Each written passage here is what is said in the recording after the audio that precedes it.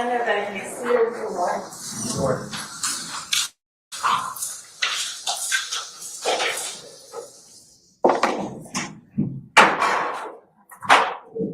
I trust we had a productive evening last night, and I understand that the parties have a proposal with regard to at least a portion of Mr. Copeland's testimony.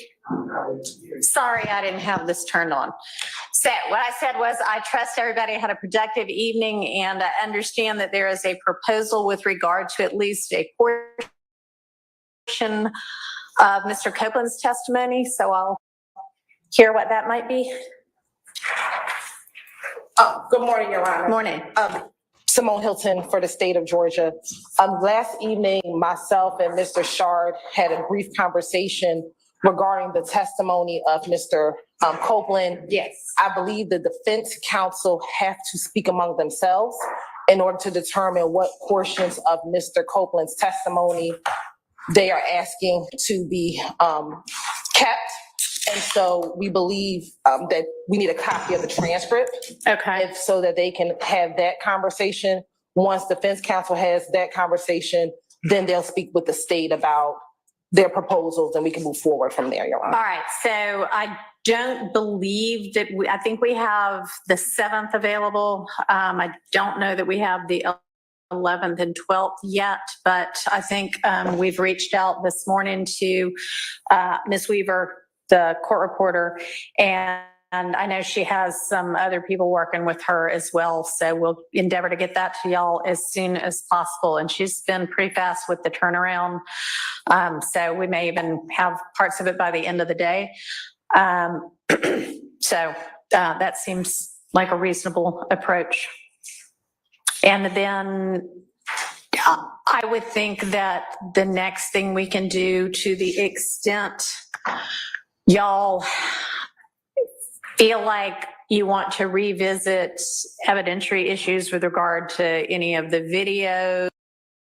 Not everyone's life runs in straight lines. At Sophia, Something else we can do this morning.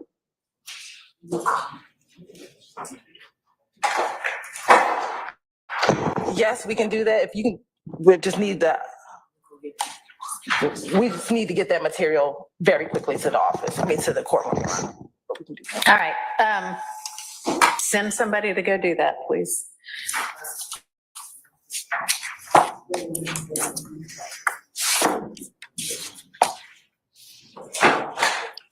And I'm, has anybody thought through yet, and maybe we'll have ready soon any kind of potential instructions for what we're telling the jury about either Mr. Copeland's testimony, well, I guess generally Mr. Copeland's testimony. And then I'll entertain what we're gonna, I am going to say about the fact that here I am instead of Judge Glanville. But I mean, for that, I'm thinking essentially just, I don't know, some matter has required a substitution of judges, and that's about it. I don't plan to tell them really much more than that. They don't need to know why. Your Honor, given the conversation Ms. Hilton had with the defense last night, in that some of them may be seeking to have some portions of it kept, depending on the court's decisions regarding our respective positions, I don't think we can craft at this point. For instance, if we decided, everybody said, let's just keep it, then we would just keep it, understanding that's likely not going to be the case until we know the respective positions and the court's ruling on that. I don't think we could endeavor to craft it. Yeah, that may be true. Okay. Yes, sir. Good morning, Your Honor. Good morning. Good morning to everyone. Your Honor, I would, and Mr. Adams can opt out of this if he believes it, but I'm objecting to anything except the unvarnished truth about Judge Glanville. I would like the court to tell the jurors the truth, that he has been found to be disqualified and removed from this case for his conduct. And that's my instruction that I worked on. That's what I'd like you to do. do. All right, well, I'll consider everything once I've got everybody's proposed instruction, to the extent anybody wants to provide one for me to think about. Thank you. And Your Honor, I believe that the statute, if I'm not mistaken, regarding recusal specifically, speaks to the fact that that is not to be made a portion of the case in chief, of the main case. I will get the exact language that I'm speaking of. All right, great, thank you, I appreciate that. Okay, anything else? Yes, Your Honor. We also briefly discussed yesterday the exhibit list, talking about how we can resolve working through the exhibit list. And my understanding from Mr. Shard, I'm not sure if Mr. Kokomo was finished yet, but Mr. Kokomo, who's his legal assistant, and another legal assistant, we're actually working through the same thing that our legal assistant is working through. And our hope is, hopefully the court will be okay with this. By next Wednesday, our legal assistant would have gone through every video to assure we have all of the correct exhibits, but it's taking time because she's literally watching every single time we're in court. I'm not okay with waiting until next Wednesday. I mean, I'm hoping, and it may be a false hope, but I'm hoping that we'll have a jury back with us by next Wednesday. So that needs to accelerate. Okay, we will work on accelerating that list to get it to the court. But I believe that they're working on it as well. Well, they need to accelerate as well if their thought was next Wednesday. I'm thinking this Friday, okay? Which is the day after tomorrow. All right, with regard to, and you're talking about the videos of his testimony, right? Or are you talking about? No, I'm sorry, I should have been clear. To confirm what exhibits have been admitted and not admitted.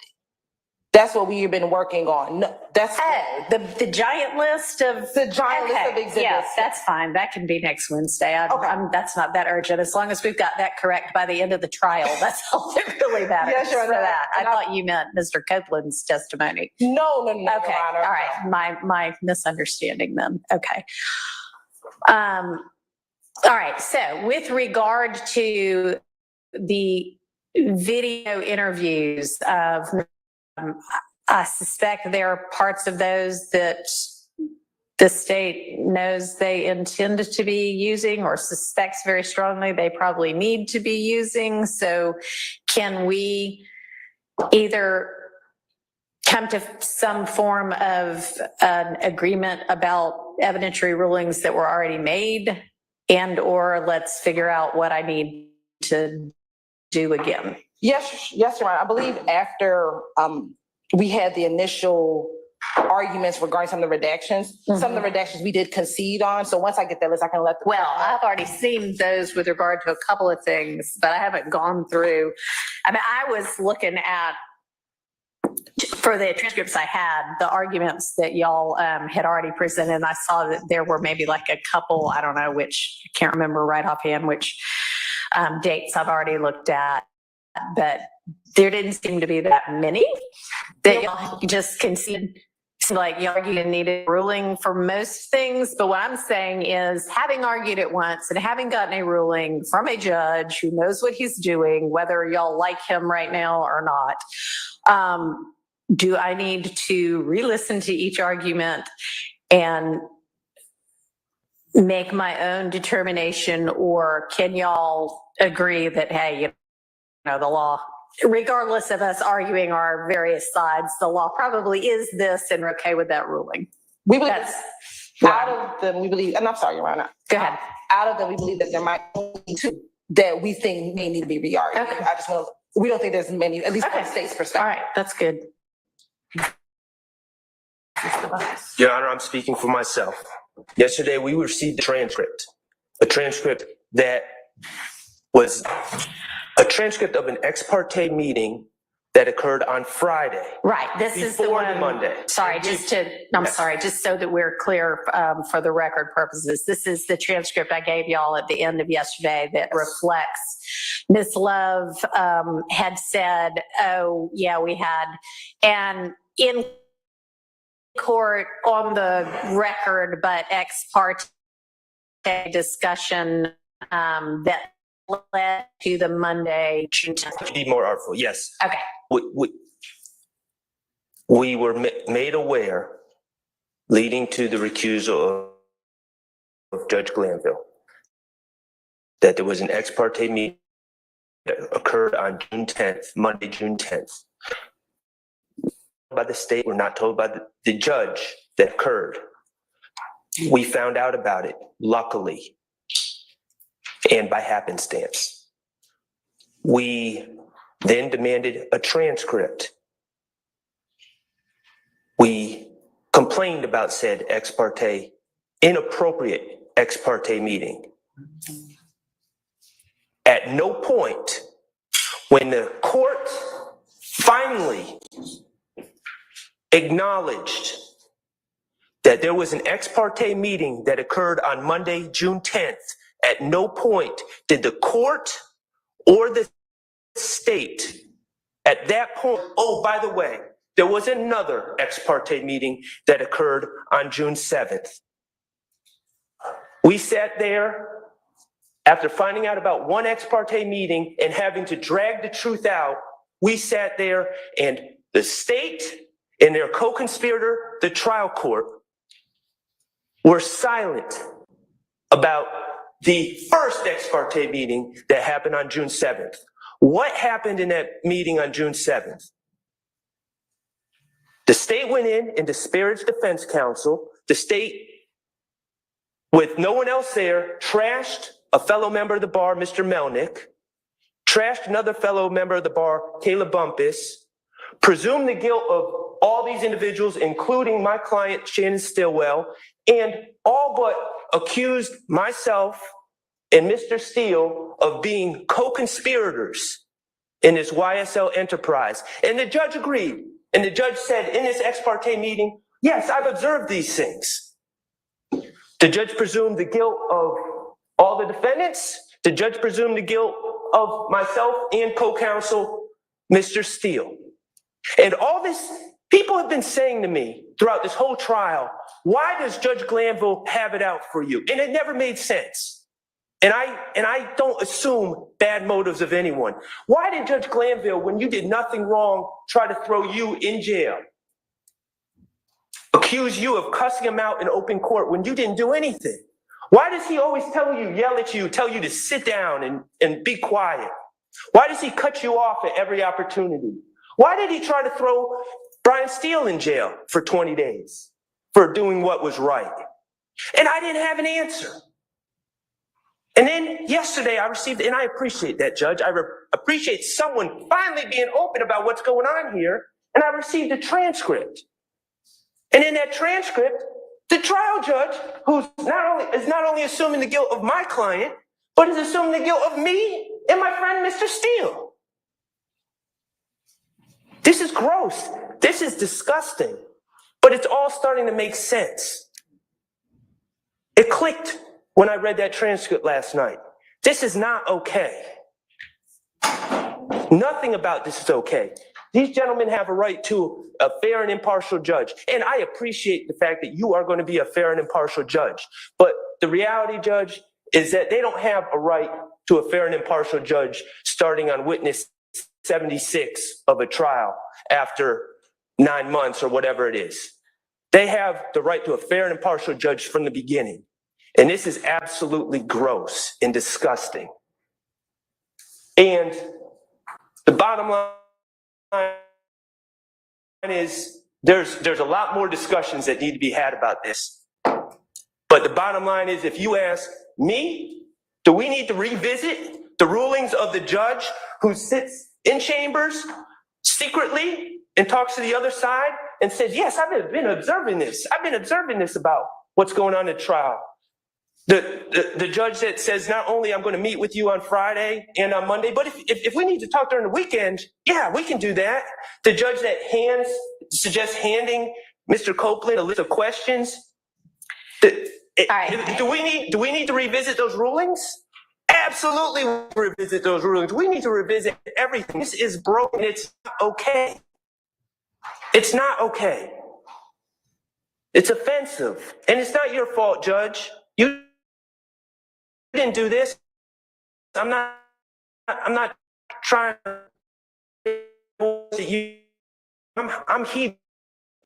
Tell. My head still cut off, my bald head, all visit everything. That's my stance. Okay, thank you. And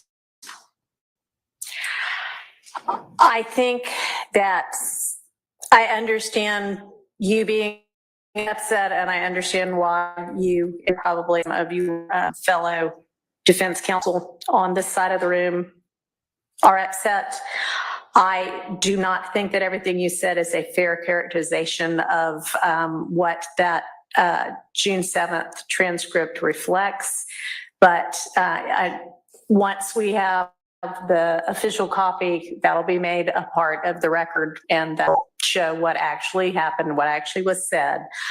As to any kind of legal error that may have been made with regard to rulings prior to Mr. Copeland's testimony, assuming this case goes forward and assuming there is any kind of conviction, I then assumed that there will be a motion for new trial phase, which at that point I can appropriately revisit things, and then potentially an appeal, at which point those things can be raised.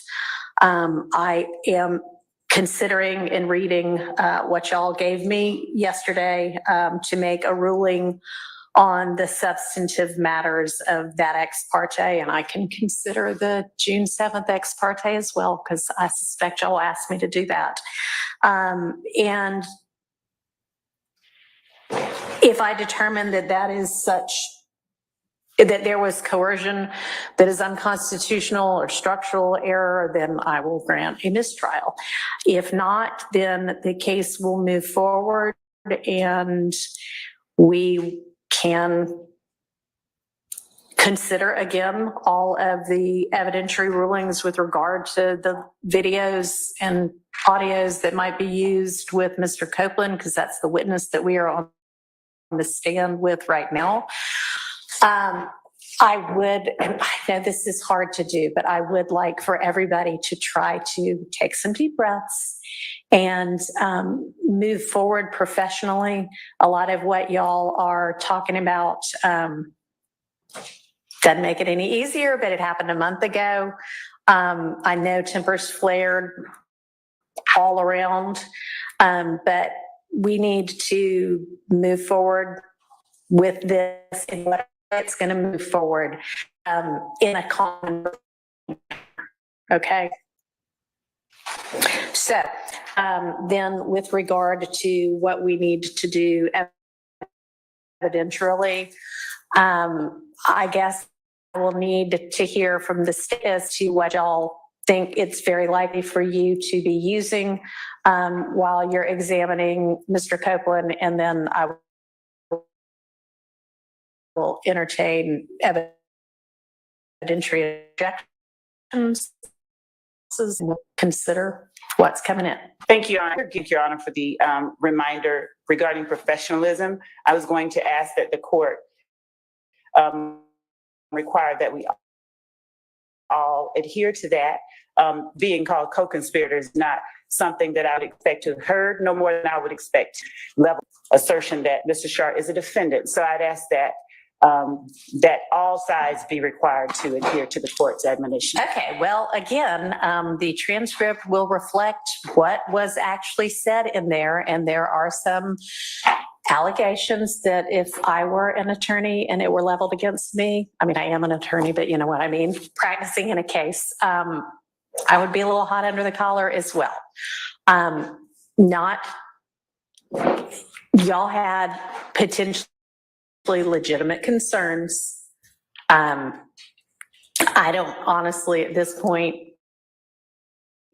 right now need to, the reminder is to everybody, okay? And I mean, I've said it, so let's act accordingly. Ron, Yes, sir. if I can address the court briefly. I filed a supplement to the Mr. Kendrick's motion for a mistrial this morning. I just want to make sure the court's aware of it. I am aware of it. I have not yet had a chance to look at it, but that's got it Thank you, Your Honor.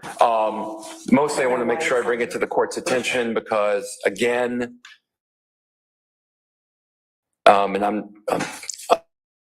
I've followed the request of the court to not argue what's already in the papers, but I just want to make sure that the court understands that based on this additional that my client has been consistently denied his right to a fair tribunal. It's been a due process violation.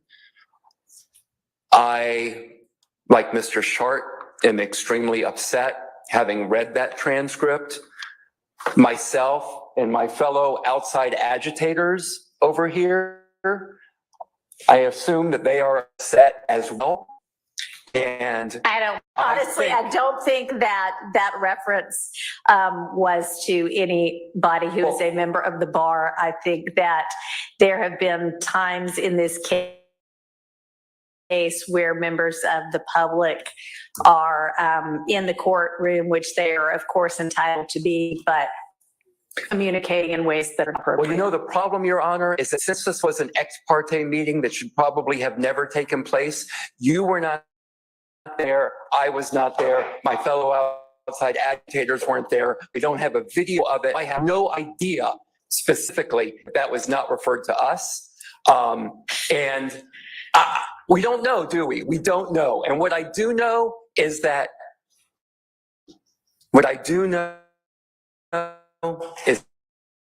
I have been arguing with people for 18 months that Judge Glanville was best, that he was trying to the best of his ability based on the evidence and the law before him. And now I have been made to look like an idiot. I not believe that this trial should continue, Your Honor. I understand. Thank you. I'll take your supplement under consideration. Like I say, I haven't, obviously you just filed it and I haven't had a chance to look at it yet, but I will consider that in the overall context of the motion I'm already considering.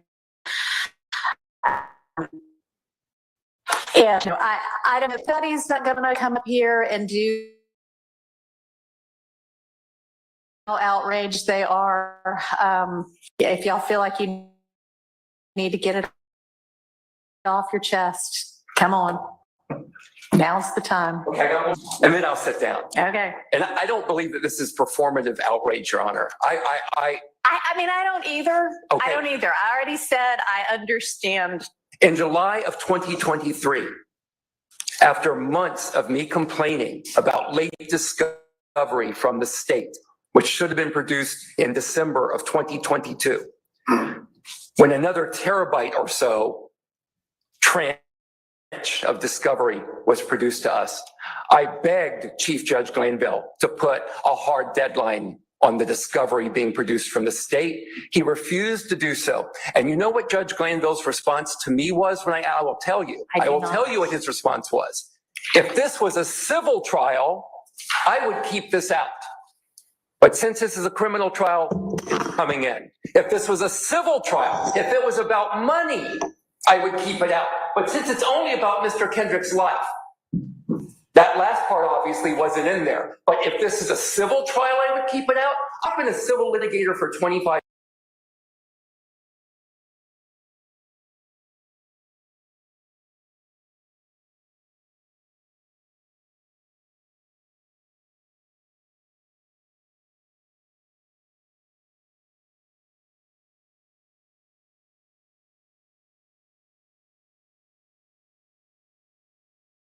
for 25 years. I agree that if it was a civil trial, it would be kept out. What I'm shocked by, and I'm new to criminal, what I'm shocked by is that the standard would not be higher in a criminal trial.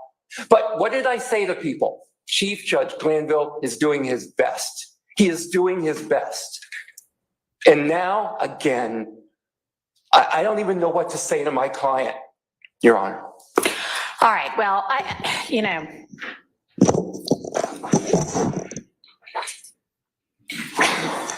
What do I say? I don't know. Obviously, I don't know what to say right now either. But I think that, while again, I understand frustration, let's be careful about disparaging a respected judge. I do think that he has, and I haven't looked at every transcript yet because they haven't all been produced yet, but I don't think you're wrong that he has been trying his best and doing his best. And, you know, we all as lawyers know that everybody talks about lawyers trying to herd cats, and that's not inaccurate. This is a big case. There are a lot of good litigators on this case, but with a lot of good litigators probably comes a lot of egos as well. And I think sometimes it is possible to sort of get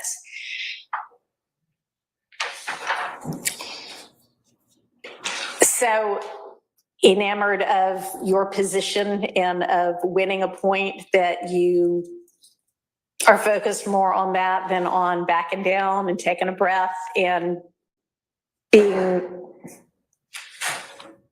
amenable to hear what the other side is saying. And hell, that's true in our whole society right now. Should have said hell, but y'all, I mean, You're all right. right. Those were not my words.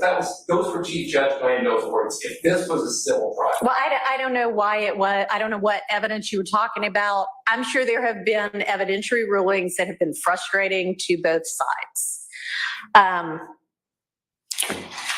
I will look at the two transcripts and I will make a ruling. And again, All your faves are back for a new season of Teen Mom, The Next Chapter. I'm really excited. I can't believe we made it a year. From teen moms to moms of teens. I could be driving next.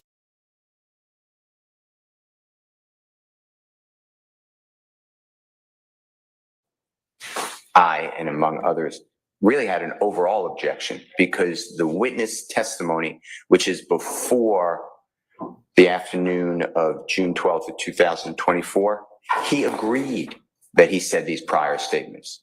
So over objection, and the way I understand the law, the state shouldn't have been able to put it in at all. So I understand what you're doing. You know, we're going with you, but I just want you to know that we're not conceding that the way it came out, and obviously it's going to be redone after, I believe, I heard what you said yesterday, I agree, but that's the law.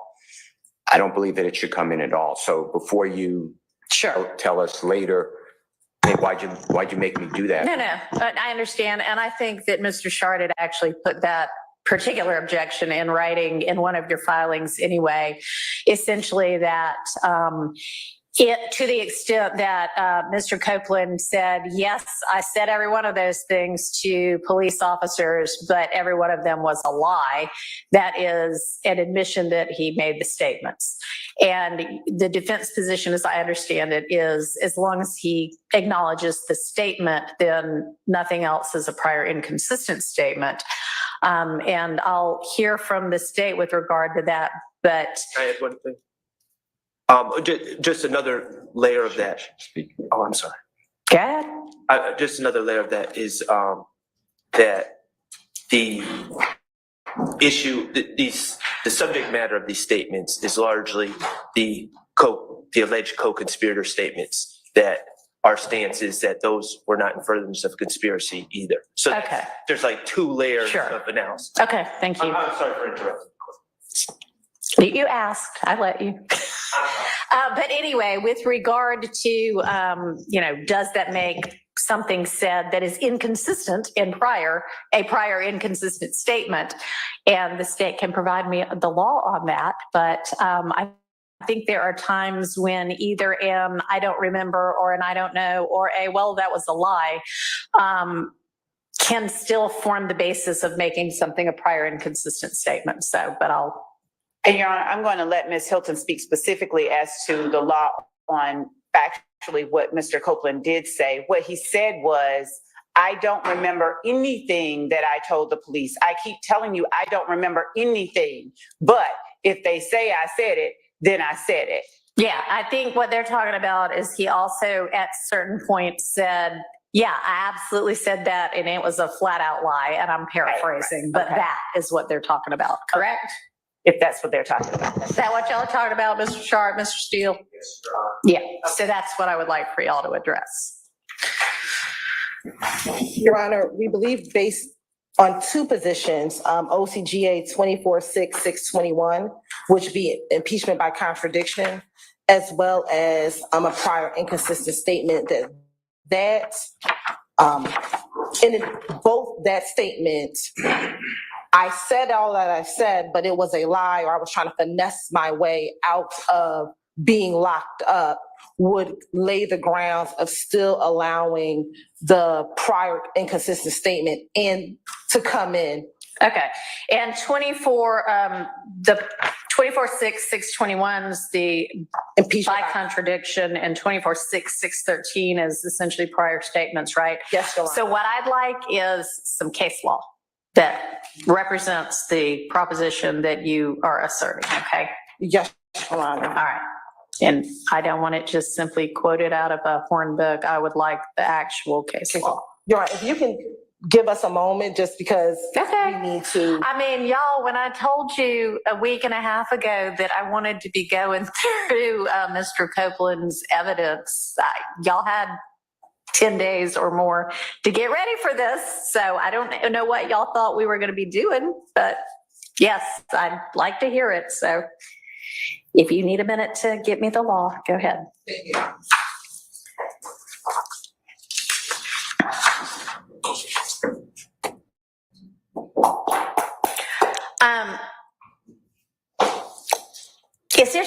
We can also do this portion after lunch and do something else right now, because I don't know that we all need to sit in court and do our research. What else could we do that's productive? Your Honor, Yes. I would like to make records. The Honorable Attorney John Melnick is under subpoena. He's in your courthouse, to my knowledge, or to my belief. Okay. I believe. If your court thinks that's a good use of time, he is going to, I believe, take to task the statements of Lawyer Love. All right. Well, tell me why that matters, because what may have been the actual truth and what Miss Love and or Miss Hilton perceived and therefore caused them to want to speak to the court ex parte don't really have to be the same thing. And I don't know that it matters whether what they thought was true was actually true. So objectively, he will go through the emails for the court that were misrepresented by Lawyer Love. I'm making a record, God forbid there's an appeal as well as for your consideration in this case going forward about calling Judge Glanville as a witness, that he spoke with Lawyer Love. She knew that he represented Mr. Copeland. Lawyer Love said that she did not know that he had denied representing him, Mr. Copeland. That Mr. Copeland had denied that Mr. Melnick represented him. No, Lawyer Love stated that John Melnick had previously denied representing Mr. Copeland to Judge Glanville. And that goes to the heart of why is there a ex parte meeting in the first place? Because I don't know why there was, but Judge Krause I've objected to it. And I know you said maybe not, it's dicta, and I agree that it did not go to the holding or the ruling, and she didn't make long statements of fact or findings of fact. So I appreciate you saying, I don't know if these are findings of fact, but maybe just surplusage. But if that meeting is the way Judge Krause found, and there is a Honorable Superior Court judge who made that ruling that's cemented in our case, that, I forget the line, but something like maybe it should have been done in open court, but the substance may have been proper, something to that effect. If it was done in open court, I would have been able to be there to question Mr. Copeland. I would have been able to be, because the Judge Glanville said, do you want to be You have questions for your lawyer, the state, or me. If I was there, I assume he would have said, or Mr. Steele. And then people were asking him questions. They were discussing his testimony. Those are things that we had a material right to be present for. So the point I'm trying to Okay, make. well, I'm going to make a Melnick, substantive ruling with regard to that, and I don't know how Mr. Melnick is going to add to that. I mean, it is clear to me from reading that June 7th transcript that the questions they had about whether Mr. Melnick represented Mr. Copeland were not, is he literally counsel for Mr. Copeland right now?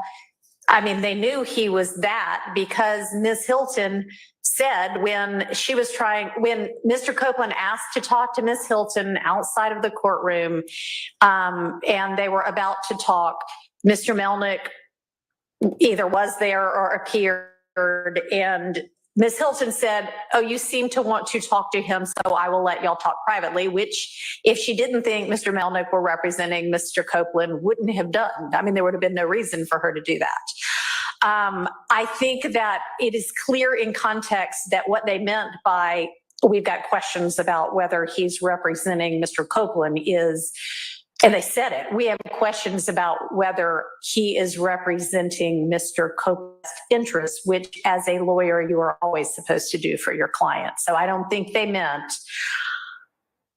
literally has he entered an appearance for Mr. Copeland, or has he represented to us and to the outside world that he is counsel for Mr. Copeland. It was, is he really acting in the best interest of Mr. Copeland? They said they would research with or potentially meet with Judge Glale about. On the 10th, Lawyer Love said John Melnick, the Honorable John Melnick, stated that he was not representing Mr. Copeland. And Mr. Melnick said that is just a flat out misrepresentation of conversation. Okay, well. So I just want to get the record straight because Georgia law, and I gave you these cases in a footnote. Georgia law right now, and I'm very familiar with Honorable Court's very in-depth knowledge of the law. So right now, it's if the court finds, this court finds, or an appellate court, that Mr. Williams et al. Had a right to be present, that's at a critical stage of proceeding. It's over. The case, no one looks at prejudice. But the two cases that came out in April, one of them had been in January, but I cited that footnote of my motion just to educate. Okay, the court. well, it's there. I could give it to him, but yes, it's that's there. fine. I'll jot it down. But the Georgia courts are saying that is the law now, but we are interested in whether that is wrong. Okay. And we need to show prejudice. Okay. With regard to, like federal. give me the cases and what. Step back. Okay. But so I want to make a record of showing it was prejudicial because they were knowing misrepresentations to even have a auspices of a meeting with the judge. Okay, well. And I'm not agreeing. I'm not sure if I follow you though, with regard to, I need to establish that Mr. Melnick was in fact counsel for Mr. Copeland, because even in the June 10th ex parte meeting, Ms. Bumpus was there as stand-in counsel for Mr. Melnick, because apparently Mr. Melnick had said he had a pre-scheduled vacation or something like that, which everybody knew about on Friday or before Friday. And they were saying, you know, how can he actually be representing him, i.e. the best interest, if he's off on vacation when this critically important thing for Mr. Copeland is going on. But here's his standing counsel, Ms. Bumpus. So they understood that technically, at least, Mr. Melnick was representing Mr. Copeland. So, I mean, that's I can take judicial notice of that to the extent I need to. I'm inarticulate then, because Mr. Melnick, I believe, is going to have testimony for your court, for you judge credibility. Okay. That what was said out of the mouth of the two prosecutors, Hilton, Love, are not true. There's no emails to back up what Love says. Ms. Hilton, there is not this Mr. Copeland, I need to speak with the DA.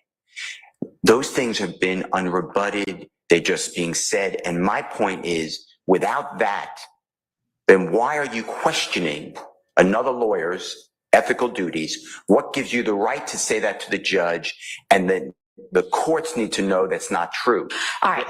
Just like I said to the state yesterday with regard to their motion that suggested that defense attorneys were violating bar rules in the way that they talk to the press, I am going to suggest to the defense that if the state is violating bar rule, or attorneys for the state are violating bar rules, the way that they talk about attorneys or in representations that they make to the court, that too is something that they may have to deal with the state bar.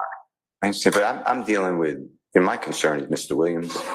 So I'd like you to make findings, because I think that they go to the heart of, you're entitled to ethical prosecutors. We demand that. Ethical lawyers, ethical prosecutors, and a fair tribunal. That's constitutional, as a fair tribunal. That did not happen here in my advocacy, in my viewpoint, the way I understand what happened. I wasn't there.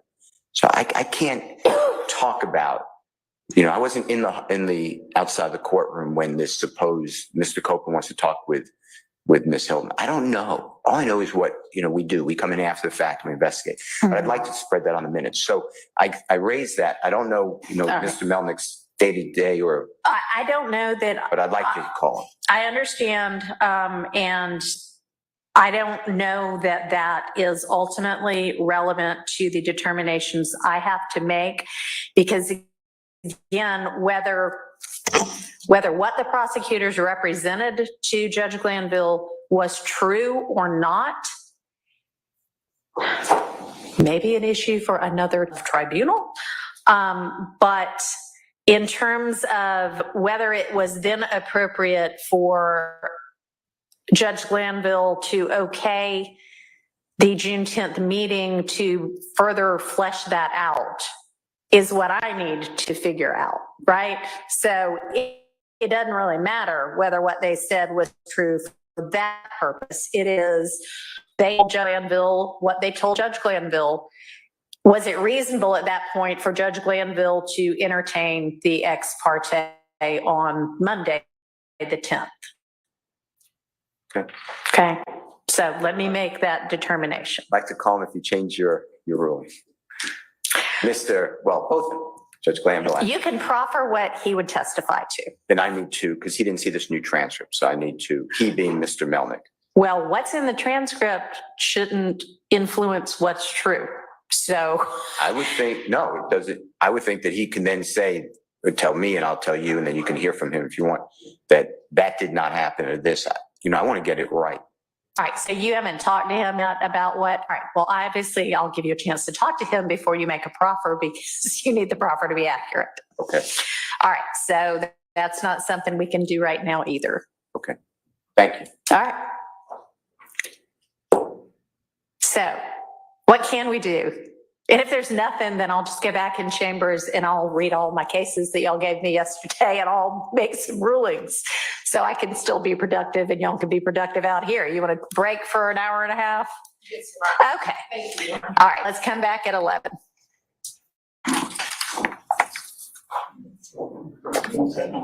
Does the court mind that we stay here? Doesn't matter to me.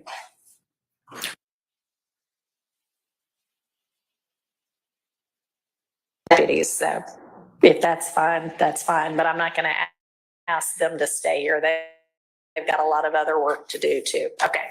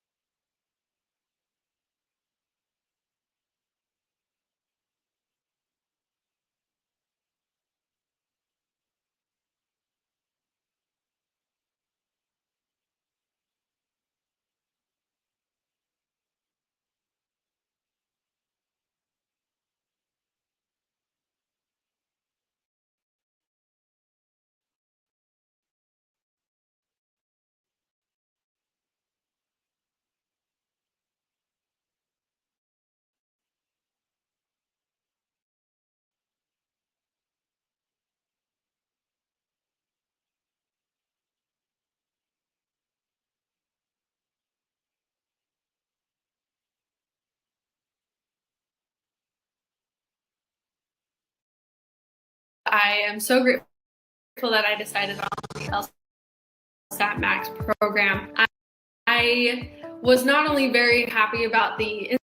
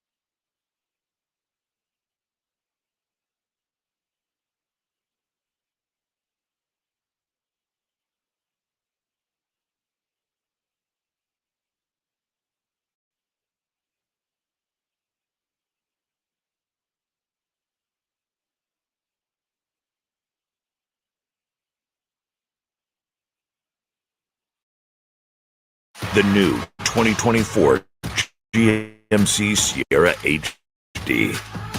Get 5.9% APR for 84 months on Sierra heavy-duty Denali models.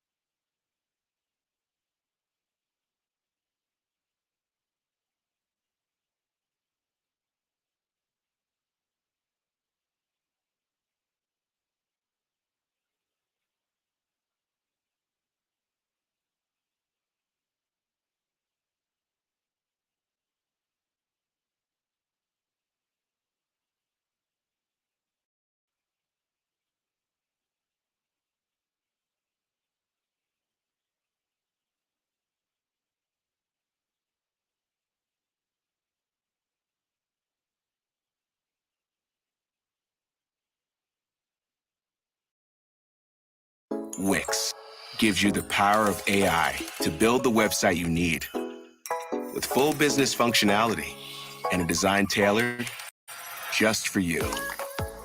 Customize every element of your web.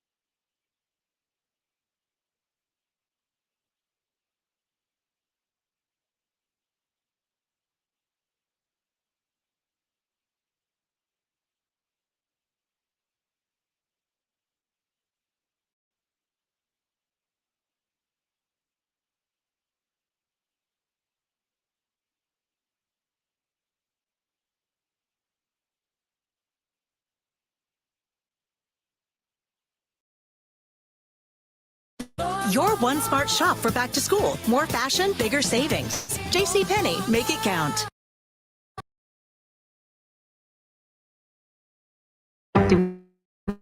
We just jet off to a billionaire's island with a bunch of strangers? He's not a stranger. He's Slater King. You having a good time? I'm having a great time. There's something wrong with this place. I'm just really happy you came. Blink twice. Rated R.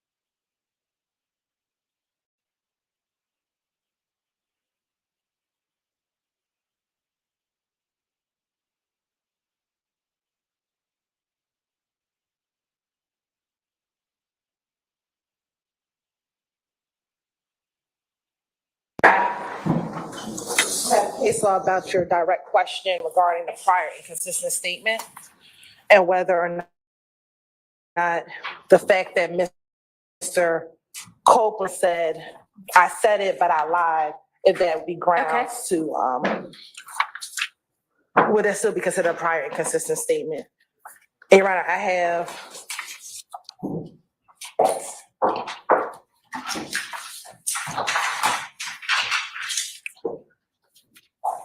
three cases for the court.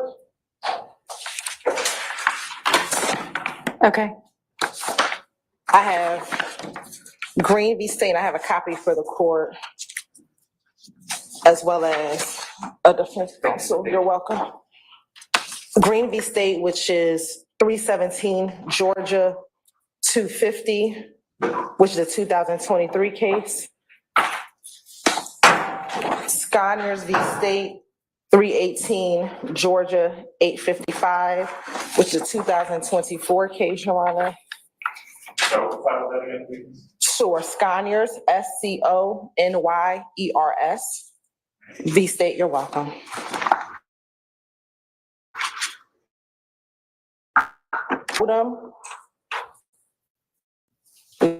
Which is a federal Sixth Circuit, United States Court of Appeals case for the Sixth Circuit.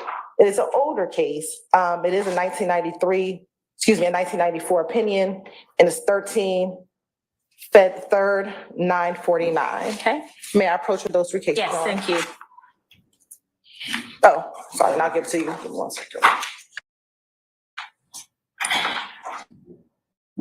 Thank you.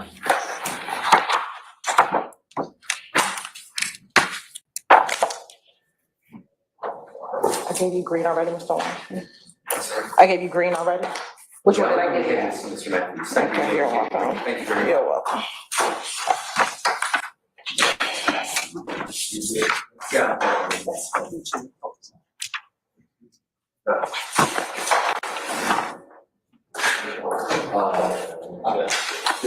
All right, so Green seems to say that if you say you don't remember, that's a sufficient foundation. Is there, and that's the only one I've looked at so far, is there one that says, if you say, yeah, that was a total lie? Yeah, so that's also in green, Your Honor. Okay. So if you look at page 5 of the opinion, Your Honor, about the 4th paragraph down in the facts of that case, their investigation officer interviewed Corey Milton, who he knew Green had a green Camry, that Green told him that a cracker bucked, I shot him, and that it was not Baba, Hill's nickname, who shot someone. The state played this recorded statement interview for the jury at trial. However, before the interview was played, Milton testified that he did not remember an interview or Green telling him about a murder, stating, I be getting high, I don't know. After a break, Milton testified that he did remember telling law enforcement lies to try to get out of trouble and that he would say anything. Okay. Milton further testified that the investigators brought up his criminal record, including a federal conviction and state charges that were dismissed, and that during the conversation about Green, Milton was looking for help with his case. Okay. And those facts are analogous to what Mr. Copeland has said so far on the stand, that he was just trying to finesse his way to get out of trouble, that he said those things, but they were all a lie. And here, our Supreme Court in Green said, a witness's failure to remember making a All right, so hang on. You're talking too fast for the court reporter to take it down because you're reading. Sorry. And then where are you reading from? Now I'm on page 7, Your Honor, Division 3. Okay. And when the court, the analysis is a witness's failure to remember making a statement may provide the foundation for offering extrinsic evidence to prove the statement was made. They cite London v. State, which is 308 Georgia 63 at 66, pages 66 through 67. They further cite Bridgewater, which is 309 Georgia at Penn site 887. Which cited defendants denied recollection of making a statement, provided sufficient foundation for the state to present extrinsic evidence of the statement. Here, the state laid the foundation for the admission of the recorded interview when it asked Milton twice if he recalled making the statement, and Milton responded first that he could not recall making the statement, and then that he did recall but had lied. Okay. And so that is green. And we also have Scaniers that discusses primarily that the state does not now have to go through every single inconsistency. Okay. But that we can now, the flat out denial of that statement, Your Honor, allows us to move forward in playing the entirety of the statement, Your Honor, without going into further details. That's kind of our summation of Scaniers. All right. And then Oldham, Your Honor, is a federal case on the same point as the Green case, Your Honor. Right, thank you. Appreciate it. Counter law, counter position from any of the defense attorneys? Your Honor, I'm gonna let someone that's better than this respond, like Matt Sharp or someone. But I just want to state that the foundational element for this argument doesn't even exist because we don't know what Mr. Copeland has testified to. I mean, everything he testified to after the 12th is void. You mean we don't know what he is going to testify to? Well, we certainly don't because we. Right. No, I mean, I don't think anybody disagrees with that. Okay. But what I said was, let's go ahead and things that we think are very likely to still be an issue, given what he may testify to, let's go ahead and try to, hash out the admissibility of. So true. Yes, he may get up there. Who knows what he's going to say? But yeah, I mean, he would have to say something that would give a foundation in order for it. But assuming that he testifies generally in the same way that he did before, which was, according to y'all, and I've seen some of it, that was a complete lie, then we will face this. And so let's figure out what the... So we're guessing at what he may say based on what he said. Right, because I am trying to get prepared ahead of time instead of having to do all of this while we have the jury. So yes, absolutely. Thank you. Okay. And if for anything, I do remember that there were at least 2 full days of testimony from the 10th to the 12th. And it's the state's remembrance that the I lied started early in his testimony. So, but we can. Thank you. And with regard to that, the court reporter has said that she probably, what did she say, Ms. Firstfield? You talked to her, I didn't. She is working on the transcripts of Mr. Copeland's testimony. So by either late today or tomorrow morning, she should have, I believe it's June 10th. June 11th, and then we'll be working on June 12th shortly thereafter. And do we already have June 10th, or did he testify at all on June 10th? He testified on June 10th, 11th, and all of the 12th. And did he take the stand? He took the stand at least on June 7th, right? Took the stand. I asked 3 questions in that one. All right. So do we already have the 10th? Somewhere, we'll figure that out. But anyway, it should all be forthcoming soon. Okay, Mr. Steele.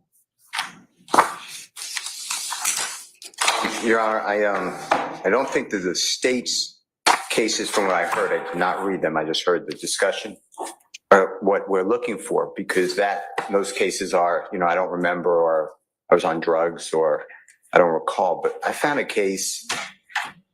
It is pre the new evidence code. Okay, so hang on just a second. So I didn't know, that y'all didn't, it's fine if y'all don't have copies of it, but you have the site to it. But looking at it, it does actually look like, in addition to saying, I don't remember reading right from the case, he says, Milton testified that he did not remember an interview or Green telling him about a murder, stating, quote, I'd be getting high, I don't know. After a break, Milton testified that he did remember telling law enforcement, quote, lies to try to get out of trouble, unquote, and that he would, quote, say anything, unquote. So it sounds like that is pretty close to what we've got. Well, okay, maybe I have to study it, but I found a case. Now, my understanding of 24-6-613 is it did not change much of our former evidence code. So I'm about to give you a case from 2011, but it is obviously, if you disagree with that, then it should have no application if it doesn't carry forward. All right, so you just said 623? 24-6-613, if I said 23, I meant prior inconsistent statement. Okay. That's what the state is traveling under that. Yeah. And, prior impeached testimony by contradiction. So I found this case, if you don't mind pulling up, or I can email it. Johnson, Johnsson versus State. Your Honor, it's 289 Georgia at 106. It's Division 3. That is 709 Southeast 2D 768 2011.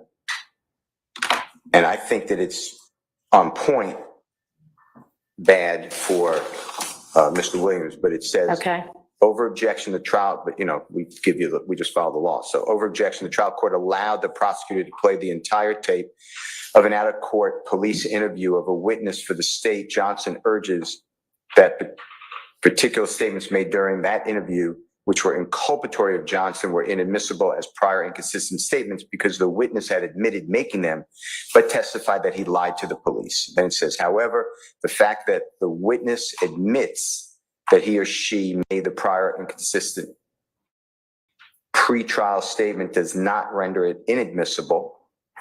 We have rejected that assertion that a prior inconsistent statement is admissible only if the witness denies making the prior statement, but not if he simply disputes the truth of the earlier statement.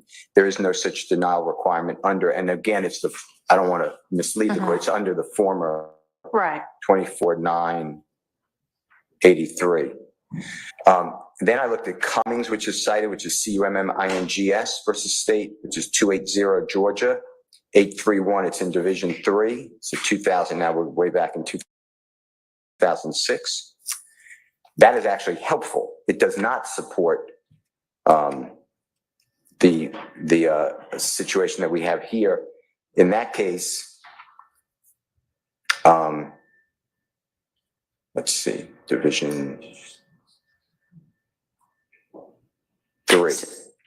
Yeah, so it looks like in that case, he just refuses to answer whatsoever. Exactly, which is really obviously, saying I don't remember, I don't recall, I don't, I may have said something. Those things trigger a prior inconsistent statement. I thought that's what the Green case is that I have to study that the state just cited. But I wanted to bring to your attention that language that I just gave you out of Johnson, I thought right on point and bad for my position, but we just tell the truth. So I want to arm you with it. But then we always look back. We're always taught to look back on the cases cited, and that former case doesn't promote that position. So here's me, and I'm just looking at Cummings right now too. But so it looks like the defendants, appellants now at the appellate stage are saying, hey, a prior inconsistent statement is admissible only if I deny making the statement, not if I simply say it wasn't true. And the appellate court is saying, no, that's not correct. You don't have to deny it. Even without a denial, it can still come in. That does not mean the flip is true, that the other part, not simply if he disputes the truth, is not a way to get it in. I agree. So I mean, you can take a look at Green. The excellence of driving a Buick is matched by the excellence of the dealership experience when you own a Buick. Current eligible Buick and GMC lessees get this ultra low mileage lease on this 2024 Encore GX Preferred for around $283 per month.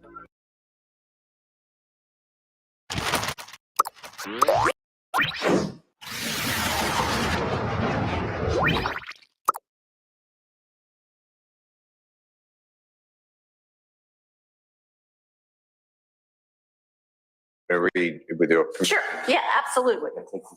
Yes. All right. Thank you. Thank you, Ms. Hilton. That was a helpful use of our break. All right, so with that understanding, are there other specific evidentiary issues we want to consider?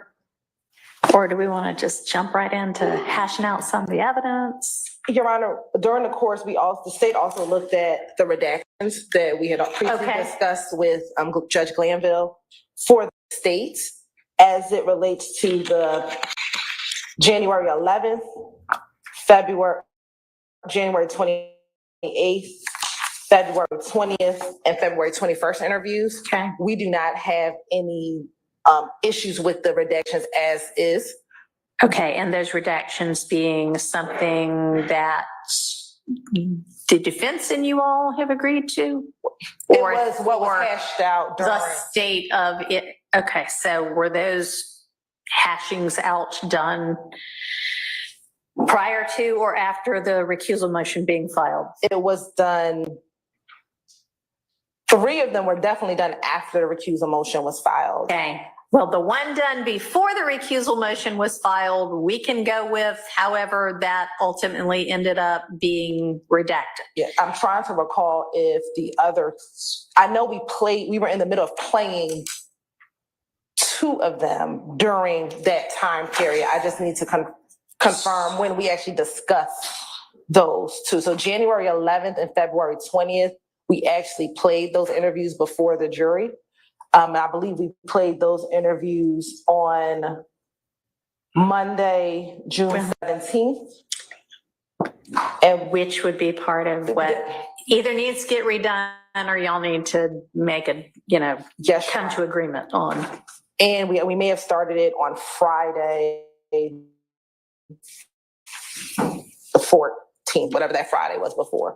But for the ones that we did discuss during that pendency, the state does not have any issues with those 4.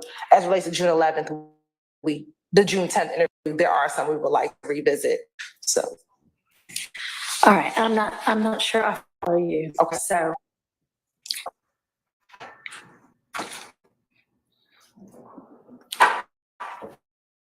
But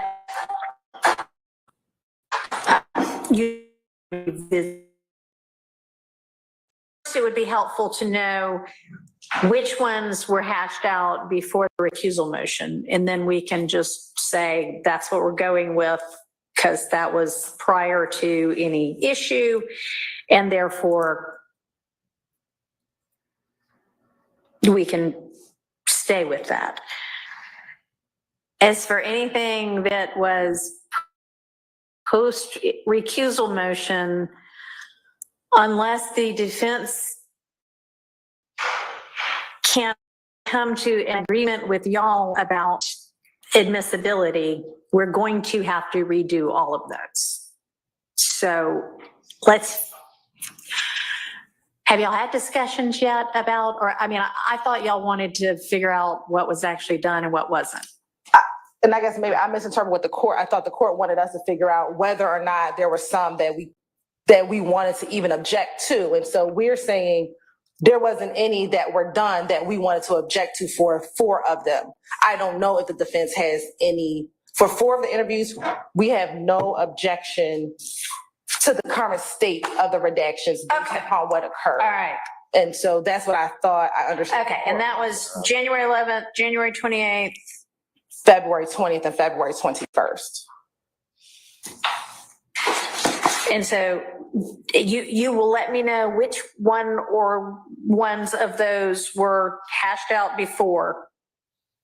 And that is, status quo on that.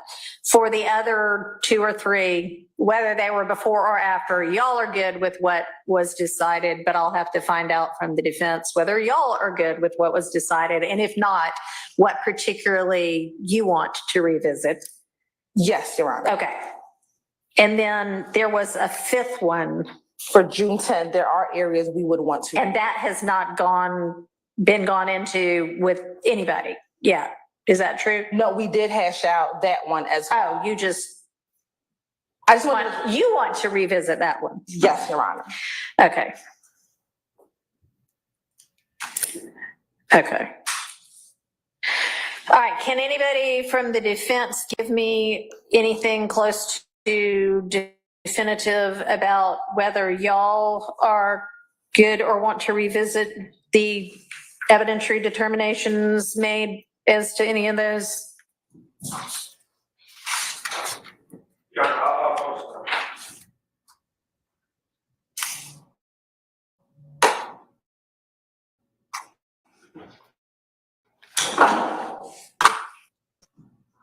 Respectfully, not trying to belabor the point, but I just need to make a record. Our stance is that our trial judge was not an impartial. I understand. And so we don't believe that the issues are just limited to post-serving the recusal motion at this time. Okay. So that's, and we understand. I am not going to be going back and revisiting evidentiary rulings made before then. I understand. And I just need to say that. But yes, for the record, I understand. This is a very difficult task. I was I think we all were very involved in the negotiations and reviewing of these things. But, as we were doing it, I wasn't taking notes of what I was doing. So I'm trying to put together what exactly was discussed. And part of the problem is we don't have a transcript. Well, I've got some of the transcripts, but not all of them. So if it would be helpful, y'all, to have transcripts of when the jury's out and y'all are going through, we don't have all of them yet, but I've got certain days. So y'all did that like on the 18th, the 20th, and the 21st, and the 24th, and the 25th, and the 26th. Yes. Okay.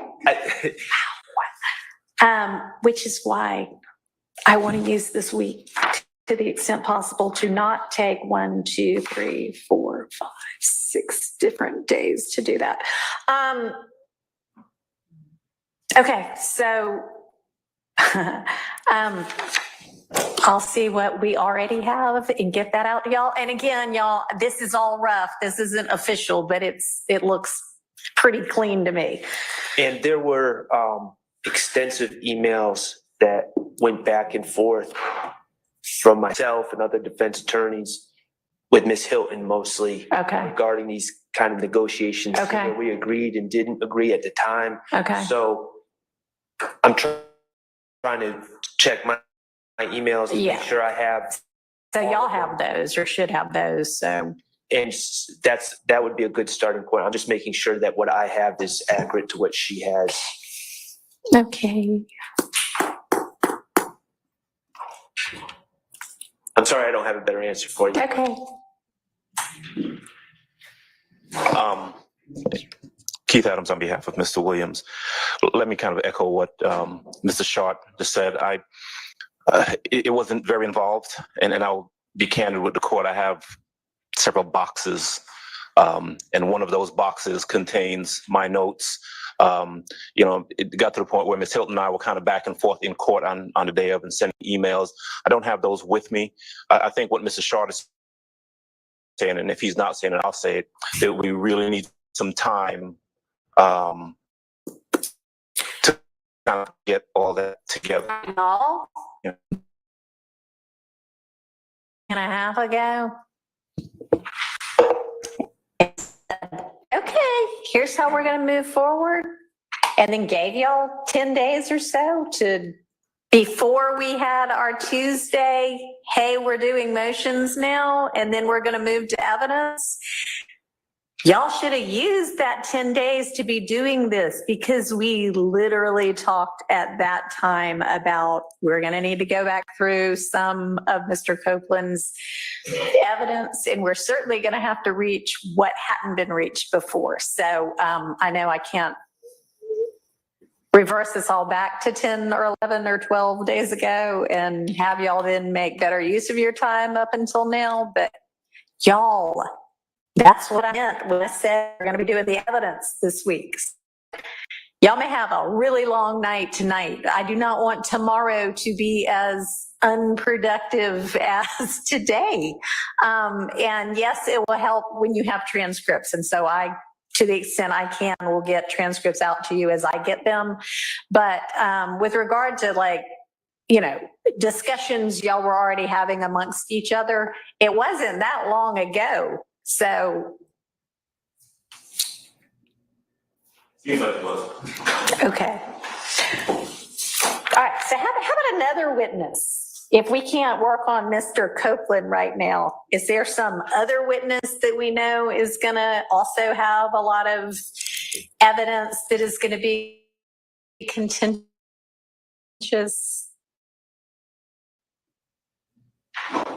Mr. Zachary. Ms. Zachary, there are other witnesses. Okay. We've not gone over. Well, we have turned over the statements that Mr. Zachary has made. All right. The belief that we intend, if necessary, to use for impeachment purposes. Okay. There have been no motions in limine regarding any portions of those statements, as we don't know what, Mr. Zachary has testified. And, we would hope that he be truthful and consistent, but we don't know what he's going to. Okay. For a whole lot of this, I mean, y'all can't really, let's assume that he testifies. Let's assume for everybody who there might be impeachment or other evidentially challenging evidence out there, they are going to, in a way that is going to force y'all or to use what it is. And then the other, all of this is going to come in if I don't object. What do I think I have a legitimate objection to? And then bring that to me. And I know it'll all be hypothetical right now, but that's what motions in limine are. As to evidentiary issues we think are likely to come up at trial. And then we will go ahead and hash those out. So yes, obviously it's a contingent ruling, but if y'all as the defense have Mr. Zachary's statements and have taken a look at them and know what you think is going to be potentially objectionable, if y'all want to give me those statements, make those objections, I'll hear a response and then we can try to get through that. That would be great. And with the court, is the court asking for a copy of each of his statements? Because we can't provide that. Yeah, because I mean, I'm going to need those if I'm going to make rulings. So yes. And I know in this day and age, almost everything is a video statement. I also know that for Mr. Copeland, when y'all were litigating the evidentiary issues, you had transcripts available, and that would be immensely helpful. It is a whole lot faster because a lot of the statements aren't going to be anything anybody has an issue with, or you're going to that's not right. It's going on. If you can page 7 lines, whatever, I can go right to that instead of listening through 5 minutes of that before I get to page 7. So I would love transcripts to the extent we have them. And then of course, if in court, I need to, for a particular reason, watch and listen to the video that is the relevant, cogent part, I of course will. But as to, a 5-hour video when there are 20 minutes that are really at issue, if we can hone in on the 20 minutes via a transcript, that would be ideal. Okay, so is anybody ready to go on this?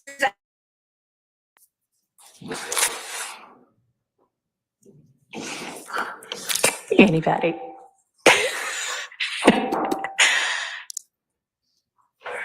Does everybody have Mr. Zachary's statements? Yes. Okay. This is fine. All right, I'll take the hit here. They do keep sending you up here to be the one. That's okay. I'll take the hit. So there are thousands and thousands of pages and probably thousands transcripts. So we have a digital copy. I'm sure someone has the full discovery here, but we all have printed out copies of his statements. I know my copy Y'all are all old like me and you like paper. And because we have our notes on the paper too. And so I didn't know that Zachary's statements were going to be on the agenda for today. So I didn't bring the transcripts with all my notes. I mean, they shouldn't have been on the agenda because Kenneth Copeland was the agenda today, but okay. Yeah, I hear you. You're not ready, but you can be ready soon.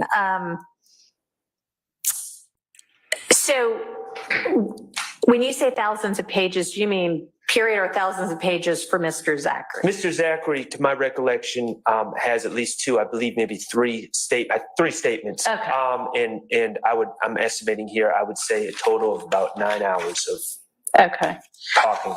All right.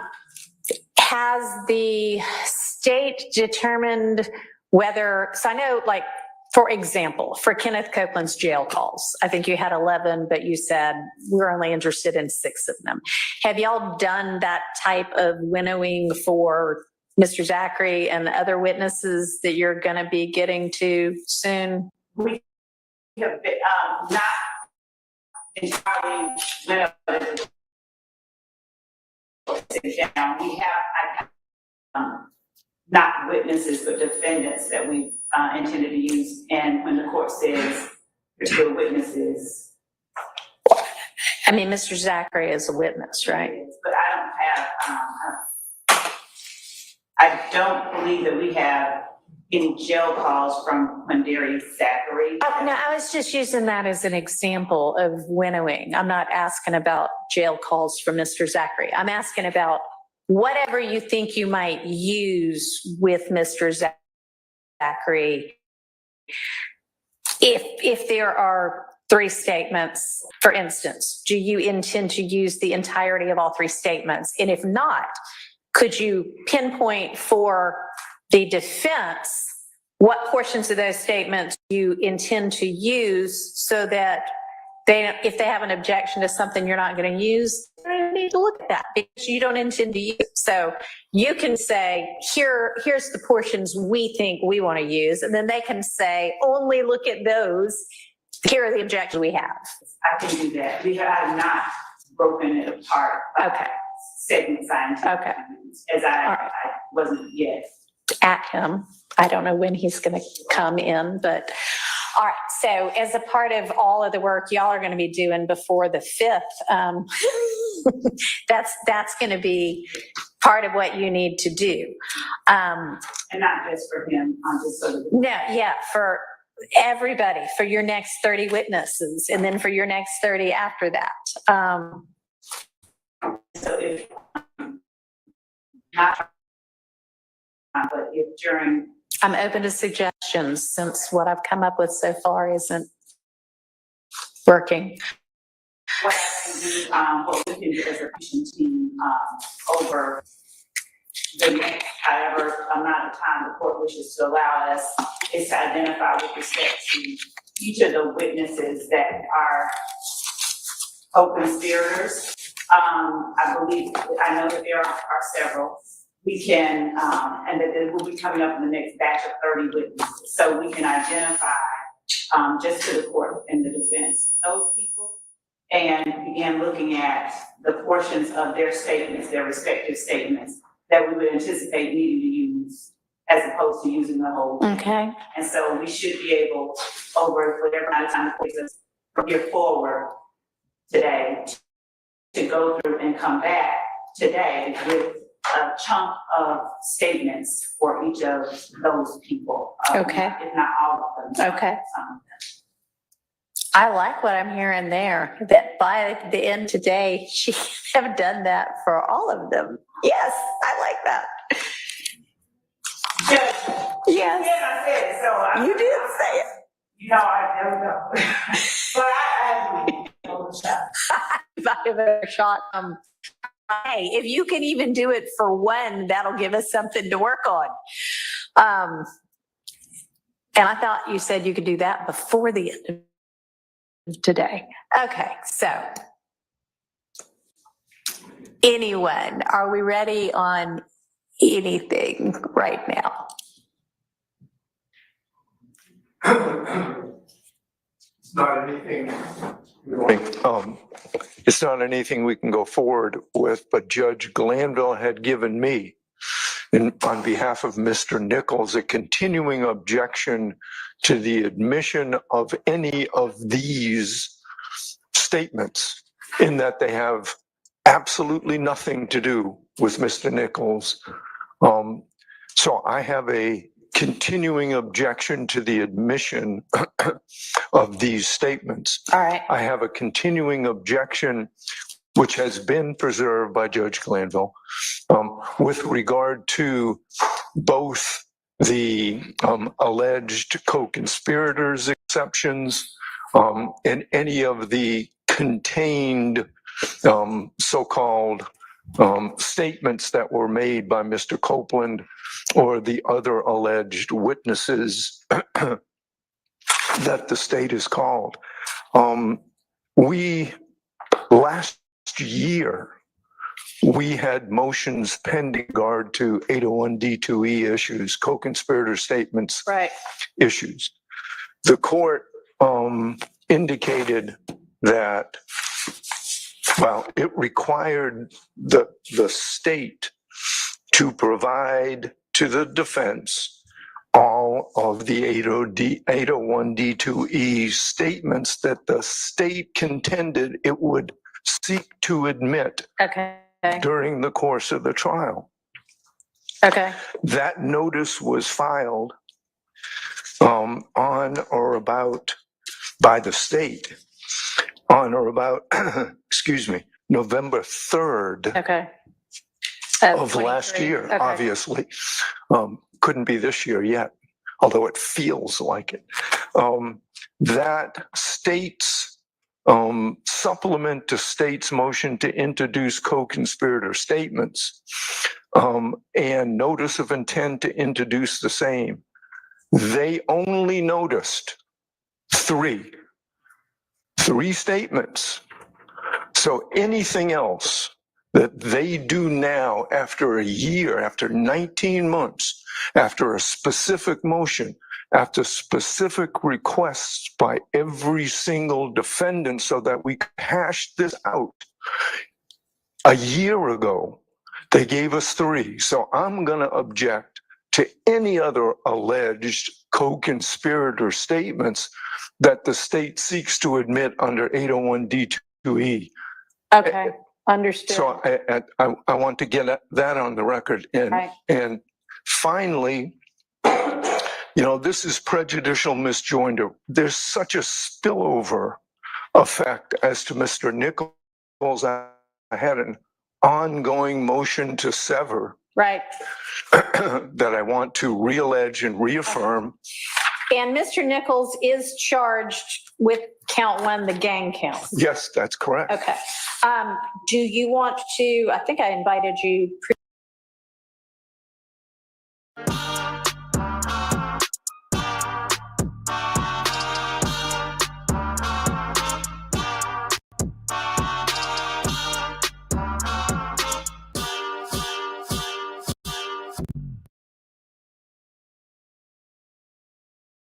Your one smart shop for back to school. More fashion, bigger savings. JCPenney, make it count. Independent, or not independent, but different acts or sets of acts that some people are charged with one or two, some people are, charged with another set. And yeah, I mean, the people that are not charged with Mr. Thomas's murder might want some sort of instruction that says, other than the gang count, other than the RICO count, this doesn't go to this defendant. So I'm happy to consider some instruction if y'all want to provide me something to consider. I will provide you with that. Whether you ultimately do that or not, I don't know. I'll hear from both sides. But It's what we've been arguing about the whole time and what I've preserved going forward. Sure. All right, so we'll get you that as soon as possible. Okay. Now, as to the first point you raised, that only 3 statements were identified in the November notice filing by the state as co-conspirators that the state had identified as intending to admit. What does the state have more than that now? And if so, tell me why those should come in despite not being included in the November notice. So, Your Honor, the November notice of 2022. 2022? We provided two 801 D2E notices. Okay, so is one of them November 3rd of 2023 as? Yes. Okay. Yes. And then you're saying there's another one? Yes, that's November, that was filed on November 30th of 2022. Okay. And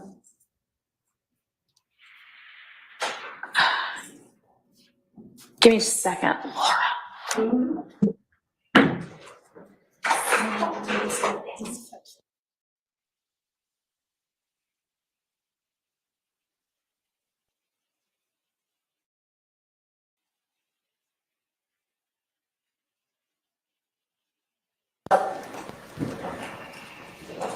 Thank you, Judge. In the 2022 notice, we stated that the state will establish the ongoing conspiracy of the YSL Criminal Street Gang Act trial, and any statements made between co-conspirators in the YSL Criminal Street Gang conspiracy that were made in furtherance of the conspiracy are admissible, and we request the court grant the state's motion to permit these admissible statements at trial. What we've seen come up, for instance, during jail recordings, there are persons who are not indicted under this indictment as a co-conspirator that make statements to either a witness or a defendant currently on trial, or in the presence of a defendant currently on trial, that the defense has alleged the statements are therefore inadmissible, despite the fact that they come within the context of a jail recording that arguably is admissible, that the statements of a particular party are not admissible. Instances like that, we argue, are instances that involve co-conspirator statements. Okay, so not arguing broadly, conceptually, but arguing as to specific statements. What notice does the defense have of specific statements that are not included in the November 3rd, 2023 notice? Okay. Because it's one thing to say broadly, hey, if there are co-conspirator statements, we intend to use them. It's another to say, and here are the ones we intend to use. And if the court had ordered, you need to tell the defense which of these you intend to use, then it's time to get down to specifics. Yes, Your Honor. So in this particular notice, we did provide. Sorry, when you say in this particular notice, which notice? The November 6th, 2023 notice. Okay. November 6th. November 3rd? He said it wrong. It's filed. November, okay. You provided notice of 3 different statements. Right. 3 specific ones. Okay. Yes. Right? Yes. All right. So my question is, are there other statements besides those 3 that you believe are admissible in the trial of this case as to any witness? There are. Just one moment. All right.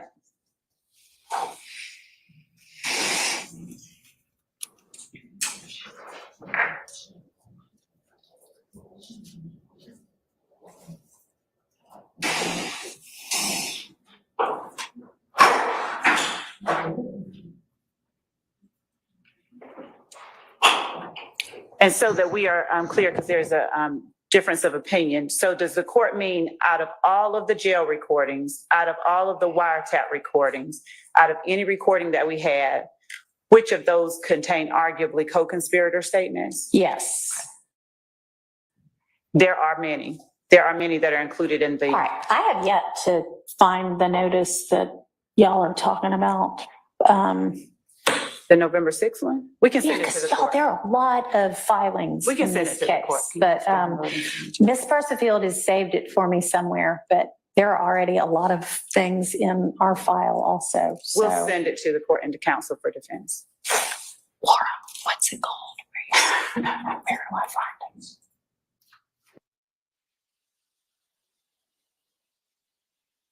Is emailing it to me because I need lots of assistance. Thank you, Laura.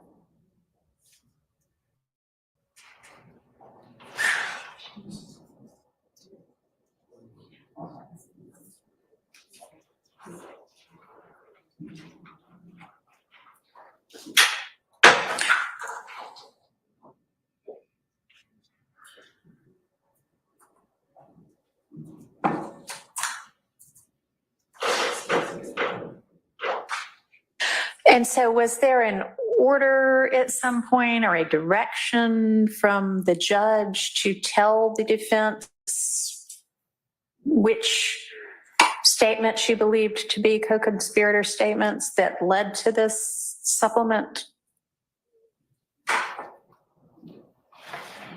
Yes. Yes, okay. I'm looking for. Okay, I mean, if there was, that's all I need to know. So yes, so, okay, now tell me what other statements you believe to be co-conspirator statements and why they should come in now when you were ordered many, many months ago to tell the defense what they were. They are included as part of the jail calls and the wiretap. Okay, so they have them. Yes. They just haven't been identified as, hey, we think this is a co-conspirator statement, we intend to use it. Yes. Okay, well, sure.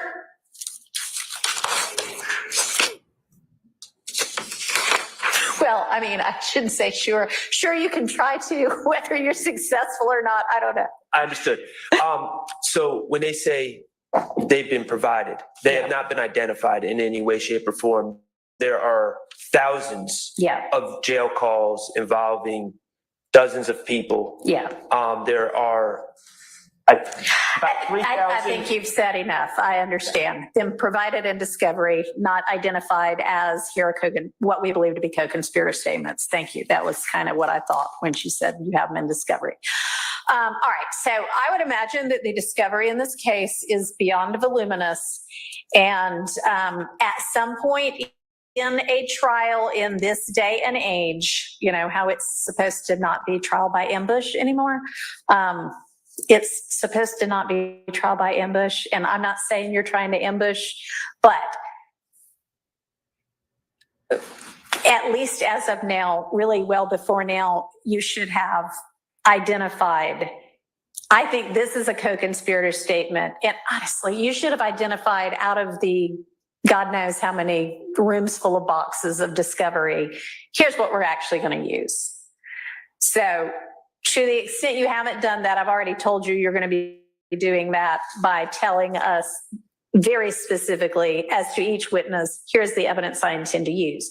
But that's still weeks down the road. So if you know, well, let me put it this way, whatever co-conspirator statement you know of right now, let's stand up and let's share it with the rest of the people here so that they can then tonight look at it and say, here's why it's not. Okay? And for anything that you don't know of right now, you need to go home tonight and huddle together and figure out what else there might be. And I will consider whether I'm going to let that in or not. And then if I do, potentially, we'll have to hear as to each of the alleged co-conspirators why it is that you either have or can establish through admissible evidence that they are in fact a co-conspirator. Or not in fact, that'll be for the jury to determine, but there's a preponderance from which I can determine. Okay? All right, so who do you know of right now? Yeah, 1 second. Okay. She said, give me 1 second. But yeah, I mean, I know it's a big courtroom and there are a lot of us, so we all need to try to remember to speak into the mics. So maybe the state can, and you're pretty loud, Miss Love, but maybe pull that mic down so it's a little closer to all of y'all.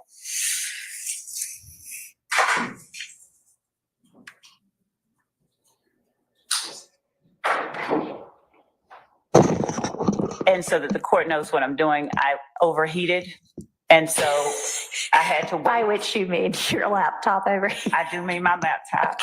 And I was because I've told y'all not to overheat anymore.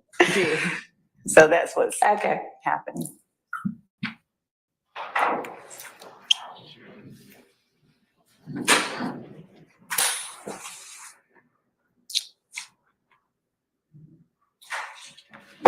Yes, sir. While she's waiting for that. Sure.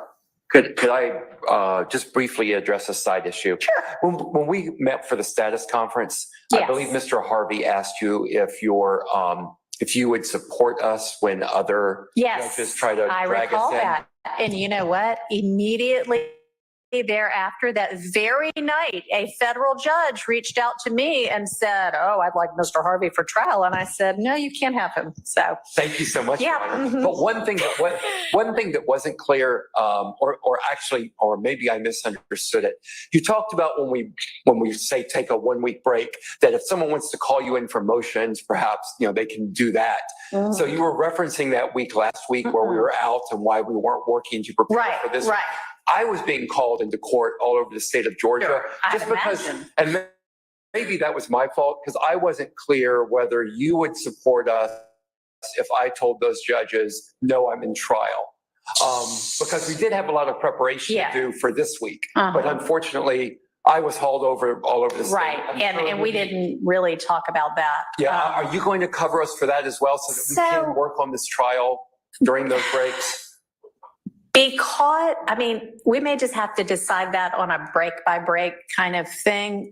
Because I, for the last 19 months, have been one of those judges wanting several of you in court for cases pending before me on my other docket. I don't want to blanket say anytime we're not here working on the case, I'm still going to protect y'all, as it were. And frankly, I'm sure that all of y'all would like some time to be able to go represent your other clients in court as well. Absolutely, Your Honor. So, why don't we take that up kind of as we need to? Okay. And if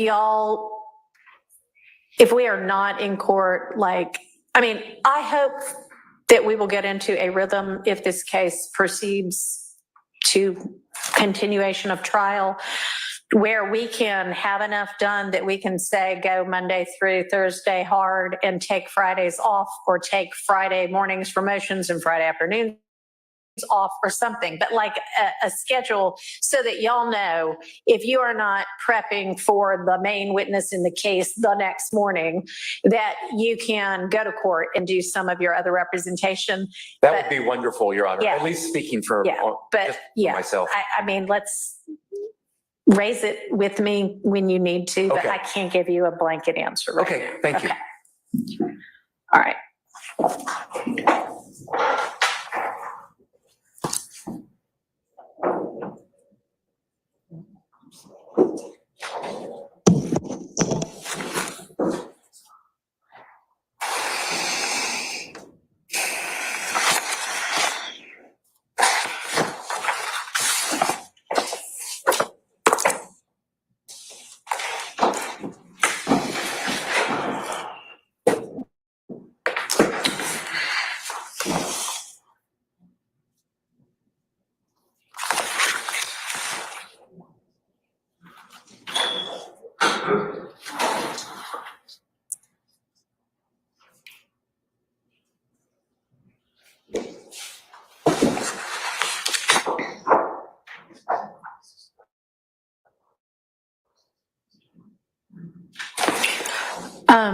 How long are you going to need? 2 minutes, 10 minutes, 1 minute? Okay.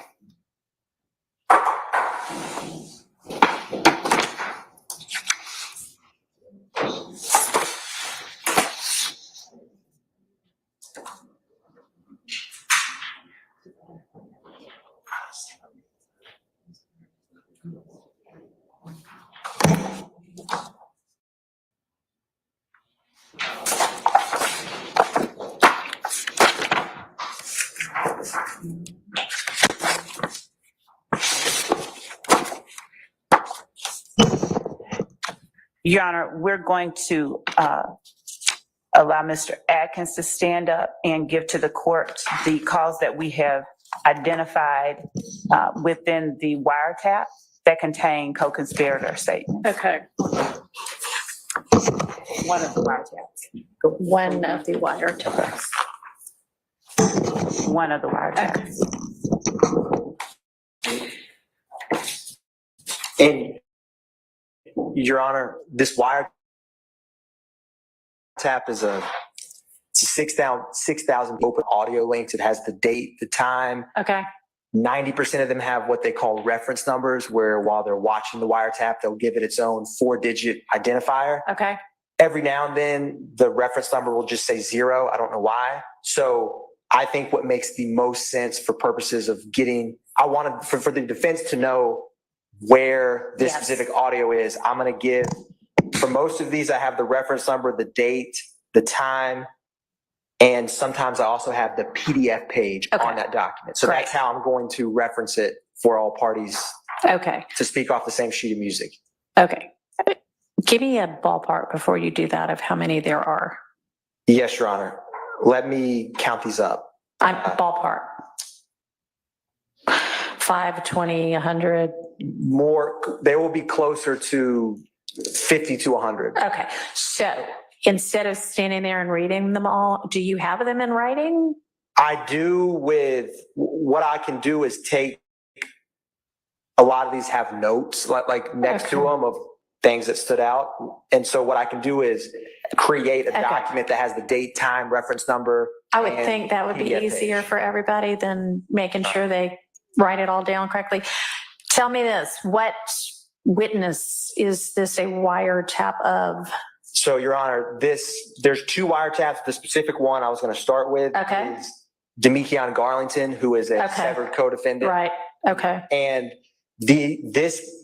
I believe almost the entirety of these wiretaps will come in through Detective Viverito, Atlanta Police Department gang detective, who I think is probably ballpark 50 plus witnesses down the road. Okay. For this particular portion. Okay. All right. So there are going to be a series of alleged co-conspirator statements that are in the wiretap of Garlington.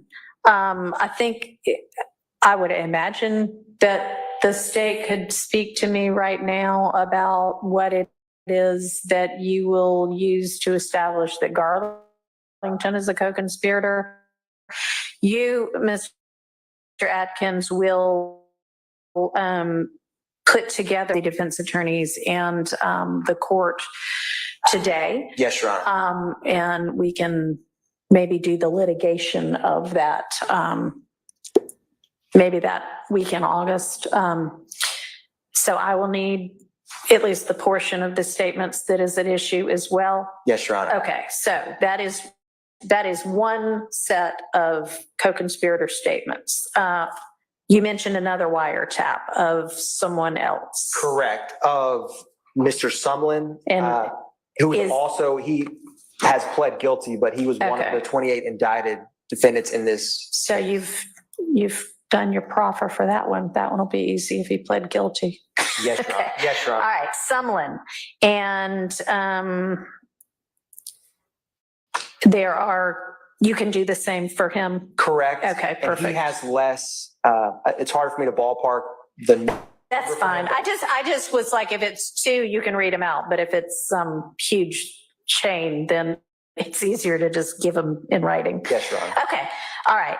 So that is 2 further potential co-conspirators who have statements we will need to litigate.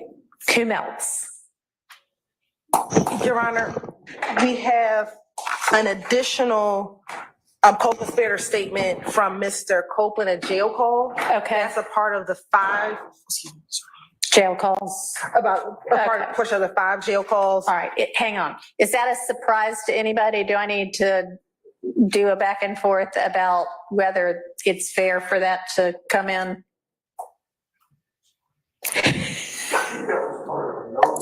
Okay, that was part of the notice, so that one's good. I don't think it was part of the notice, but They don't think that was part of the notice, but they're willing for y'all to say that's good. but there was just a portion of that call that the defense objected to, but we can talk about that. Okay, and all right, but y'all have already been litigating that, so I'm gonna call that one good in terms of notice. Whom else?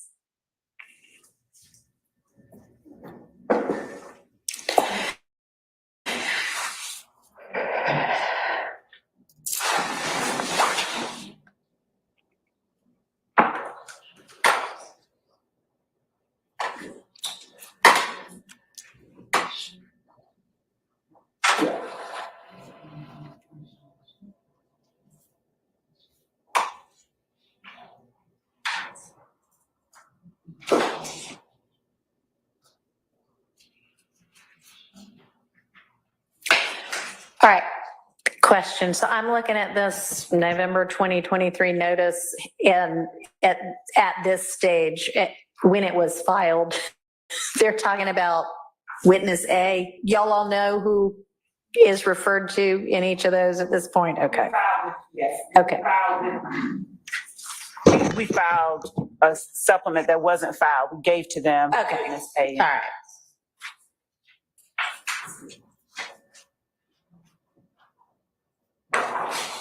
All right.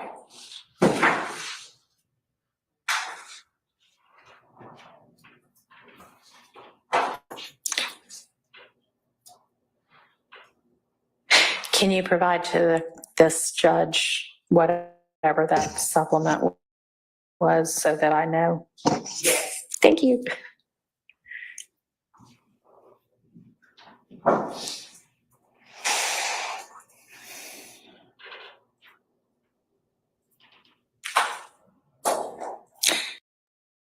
GMC Sierra. It's the truck. Or get $6,000 purchase allowance when you trade in an eligible vehicle. That's 10% below MSRP on select GMC Sierra models. Does your gut feel like this? And get Floristore Advanced Gas and Bloat. This is a good question. Yep. I can't have a hard time finding a statute on recusal that says you're not allowed to say the truth of what happened to the judge. I can't find that. Okay. I'll look for that. I'll look for that. During lunch. Our reference where it said that you can't use. Okay. Matter of. That'll be great. Thank you. Thank you. All right, we're in recess. Let's say till 1:20 since we've already eaten up like 5 minutes. And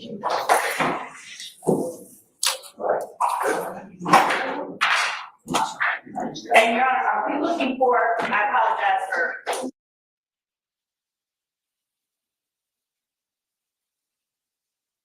All of them, when the court had asked me earlier, whether in all of the jail calls, all of the wiretaps, all of the recordings.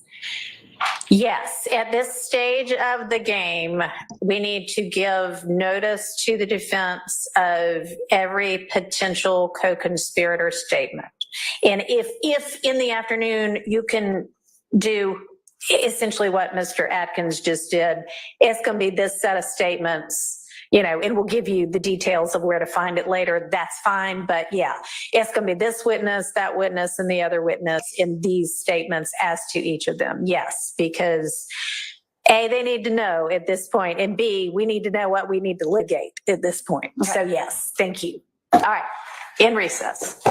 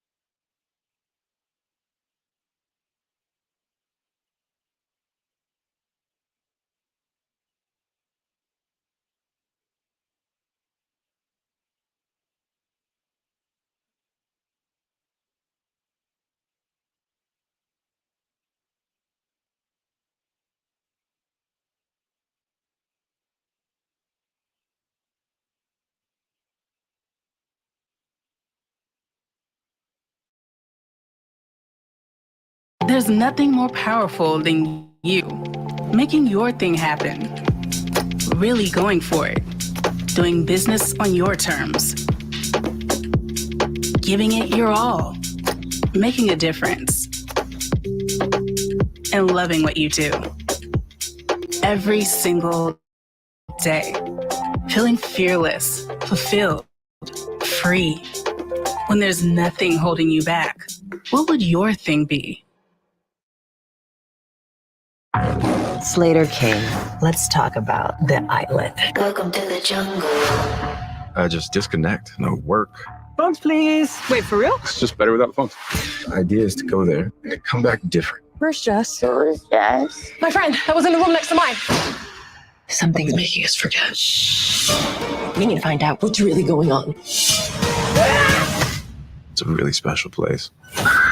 Welcome Blink twice. We did our.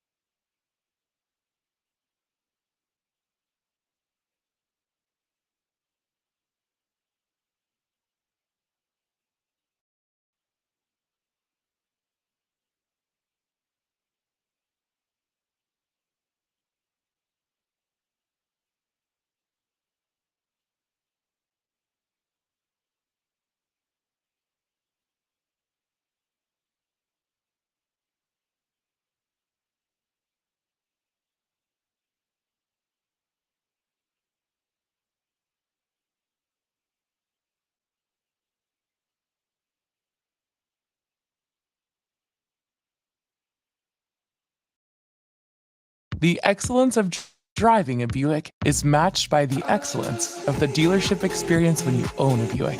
Current eligible Buick and GMC lessees get this ultra low mileage lease on this 2024 Encore GX Preferred for around $283 per month. When people are fed, futures are nourished. Join the movement to end hunger.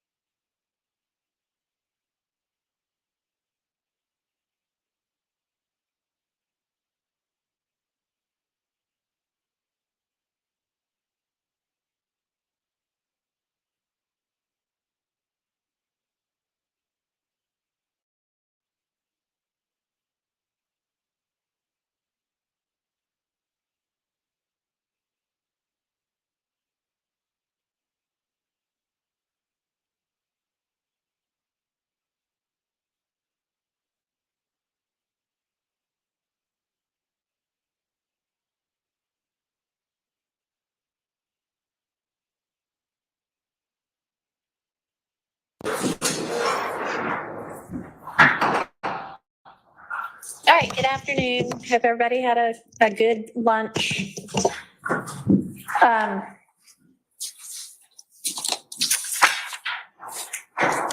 So, what were we able to sort out with regard to other potential co-conspirator statements? Identifying those.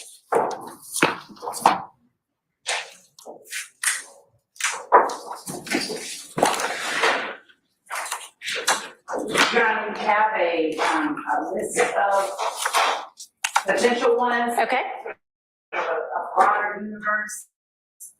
And I'd like to narrow them down before handing them over. Some of them we have reviewed and they have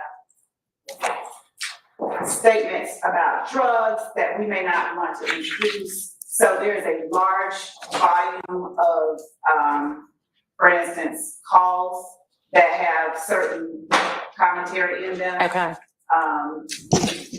So you can identify the statements and you're saying that it may be less than the full statement and you can further narrow that, but you at least at this point have the person and their statements. Yes. Okay. Up to a point, yes. Okay. Up to what? You can go ahead and continue to explain. So, and that's the way it is with a number of the jail calls and the calls from the wiretaps that we have reviewed so Okay. far. Okay. We have, there are some that are left unreviewed, but the ones that we reviewed. Okay. And for the ones that are left unreviewed, can you identify, here's the person and here's their universe of statements? We just can't tell you what portions yet. Do you understand what I'm asking? I think I do, and I don't think that we can. When you said, if you could just clarify. Okay, so why don't you do what you can right now, and then I'll ask you the rest of it. So as to what you have prepared, let's go ahead and share that. Okay, so this is much in the way that Mr. Atkins was a list of Right. before calls. Okay. It's similar. It contains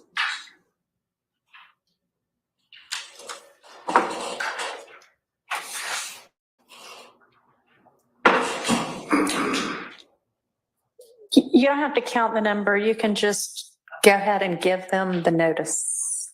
Okay. Is it something that you have like a written list?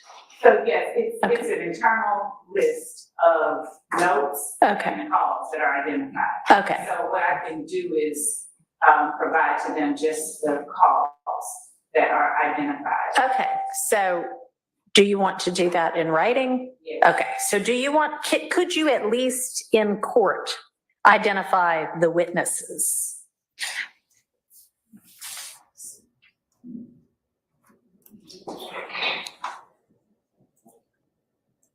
So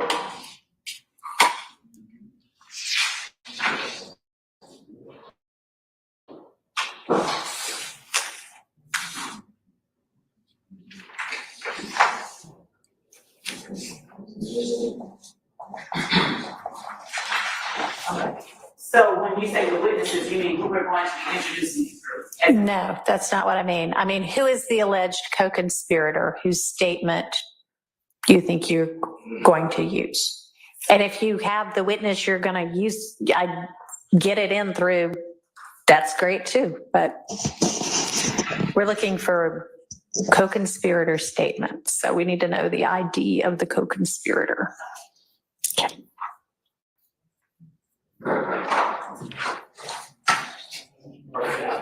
So mainly the ones from the Garlington wiretap are the ones that are identified in the majority. That's the ones that we have the majority of. The remaining jail calls that we've identified, they are jail calls of Diamante Kendrick, Martinez Arnold, Shannon Jackson, all of whom are actual defendants who either are currently in trial or who have played it, and Marvius Nichols.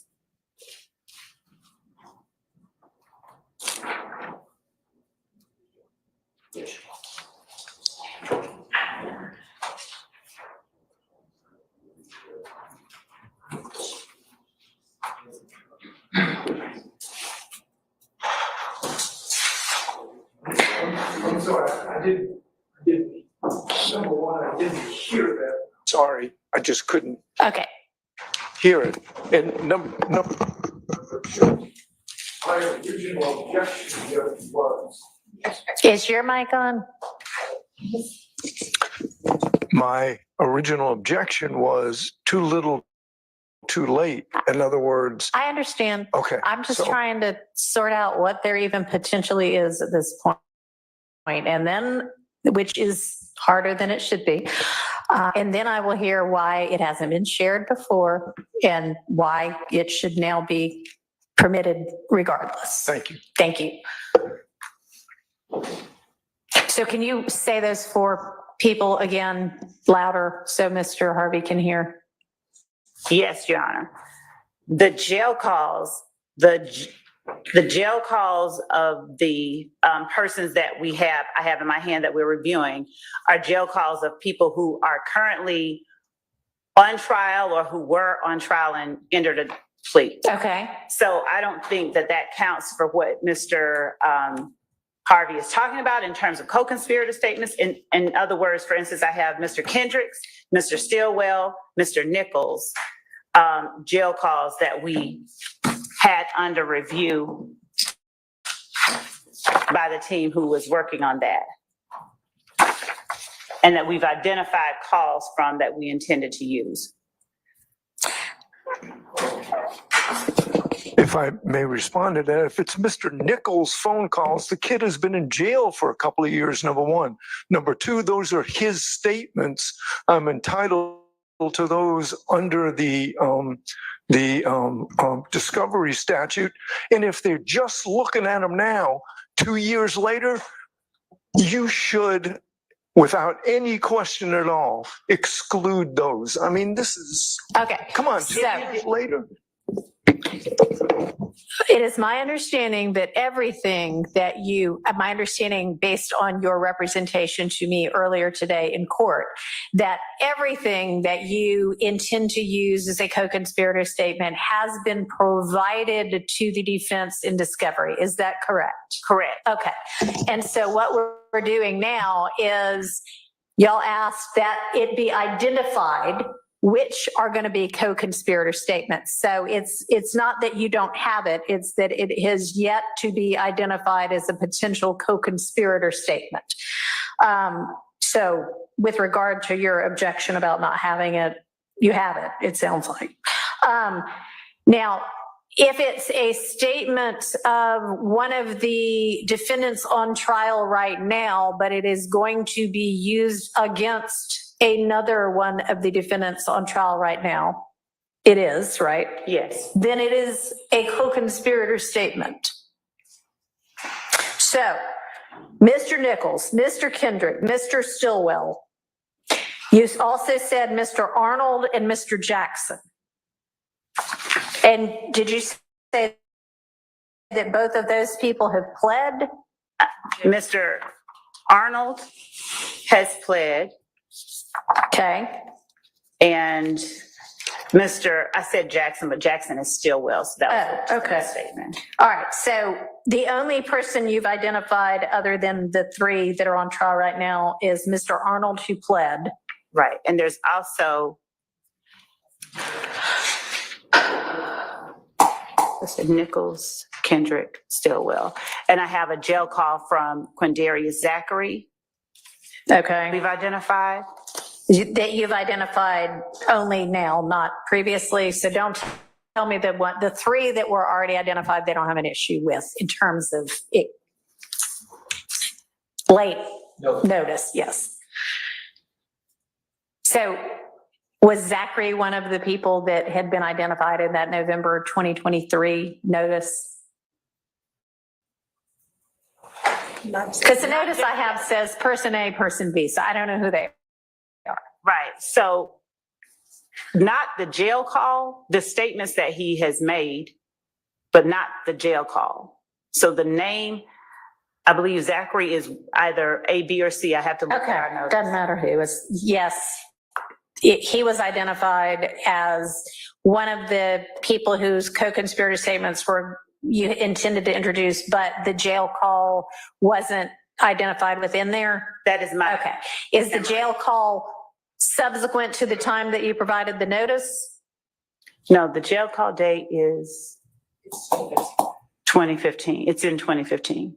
Okay, so is there a reason you didn't include the jail call in the notice that you provided? When we were preparing the notice, our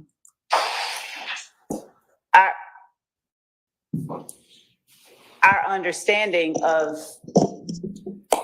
the need to extract jail calls that contain this information or wiretap calls that contain this information and identify them was separate from our obligations regarding generally what co-conspirators. Okay. Can somebody provide me either the order, oral or written, or the directive that the court gave to the state so that I can figure out whether that was a reasonable interpretation?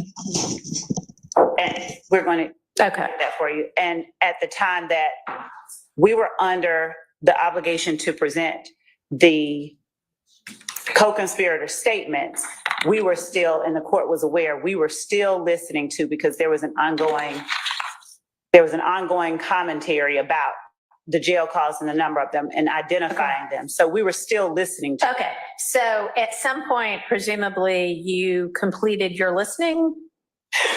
I mean, I know they're still ongoing, so I'm not talking about a jail call somebody did last night, but even okay. All of the ones. Do you understand? I'm sorry to interrupt you, but let me back up and ask a different question instead. Did you understand that you had a continuing obligation to notify of co-conspirator statements, even if it didn't include jail calls and wiretaps? Yes. Okay. And with regard to whether there was some other understanding about jail calls and wiretaps, I'll sort that out later. Let's, at this point, are there other people who you think are co-conspirators, who you think you have co-conspirator statements for that you are potentially going to want to admit in this trial? And let me direct your attention to, because this might help you a little bit. You, a couple of days ago, provided at the court's request to the court, and I assume to opposing counsel, a kind of modified list of witnesses still to go. All right. And you have at least a broad outline of evidence you expect with those witnesses. And some of these people you have actually identified specifically as co-conspirators. So, I mean, can we go through that and at least with regard to those people, see whether, yes, in fact, there is potentially such a piece of evidence? All right. So if everybody wants to follow along and pull out your state's witness list, the first one that I notice is number 3, Antonio Sledge, who you say is a co-conspirator, and then on your evidence you have listed a defendant interview and a jail call. Right. Could that potentially be? Yes. Okay. Yes. So we can add Sledge to the list. Then Zachary, you mentioned, so he's already on our list. Now, some of these I just don't know, but there are a lot of them that have interview or something like that over to the side. I mean, somebody like number 7, Kenya Morton. I don't think she's a co-conspirator, but okay.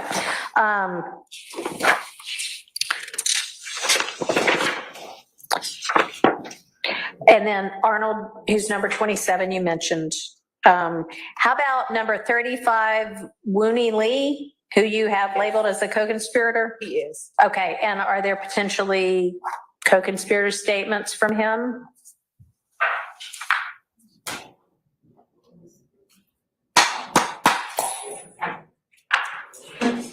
So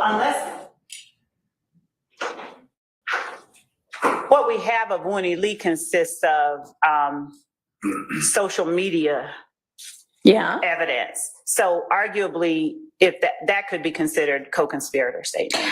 Say better to say yes, I think so, and it not be than the other way around at this point. I think it was 35. 33. It says 35. Oh, no, it says 35 on mine because I got what, today maybe?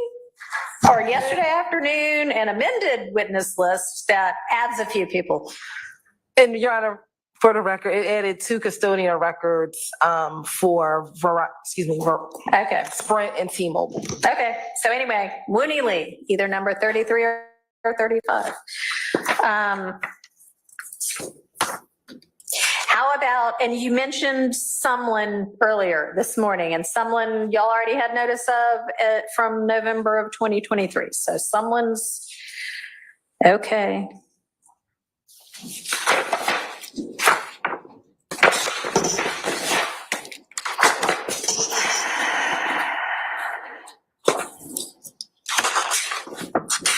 I mean, that may be it in terms of, in my review over lunch, what I noticed to be pretty obvious ones. Are there other ones? As we're reviewing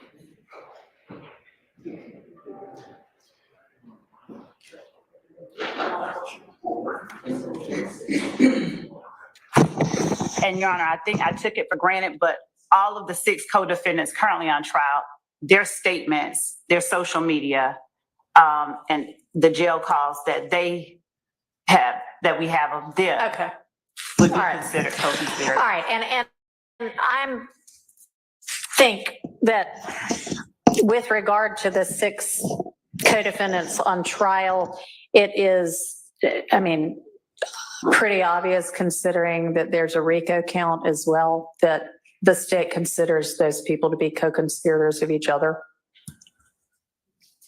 It still might be helpful to identify the statements, but with regard to deficiency of notice as to those people, I'm going to say that's okay, that's kind of within the context of there being a RICO count against them all. That notifies the defense that at least you think they're all co-conspirators.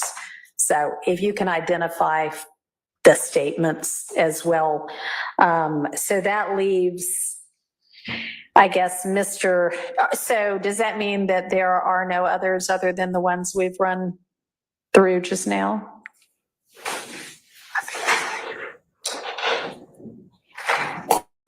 I want to say that that is accurate. I want to be accurate before I say that that is accurate. So while she's making sure she's being accurate now, somebody else can tell me, so on the notice that is from November of 2023, the two people who are they? Zachary and Sumlin, the people that are identified as like person A and person B? Everybody seems to know except me at this point.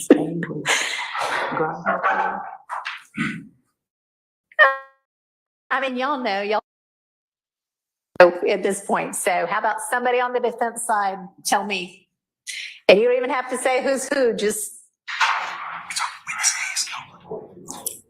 Oh, okay. Mr. Weinstein, you're looking at me like I know, but. Well, I'm looking at you like, this seems like a job for Matt Sharp. Apparently it is, because here he comes.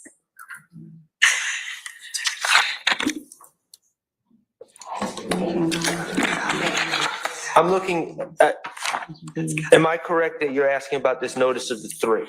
Yeah, there's a like, I don't know what it says, witness A and witness B, or person A and person B. And then y'all said, or she said, there was a supplement that actually identified who those people were. So, Your Honor, witness A was Mr. Copeland, and in that notice, we talk about the statements that Mr. Garlington made to Mr. Copeland. Witness B was Quindarius Zachary. Okay. All right. And he's talking about statements that were made by Defendant Stillwell and Defendant Kendrick. Okay. And yes, I agree with 1 and 2. 3, I'm not sure has played out in actual testimony. Okay. Do y'all know who 3 is? So, I think it says Donovan Thomas Sr. to his brother, but that was a co-conspirator. There's only an A and a B that are like not identified people, right? Okay. Okay. But 3 is not a co-conspirator statement. Correct. Okay. So there's only 2 co-conspirators, alleged co-conspirators. Okay. All right. So with regard then to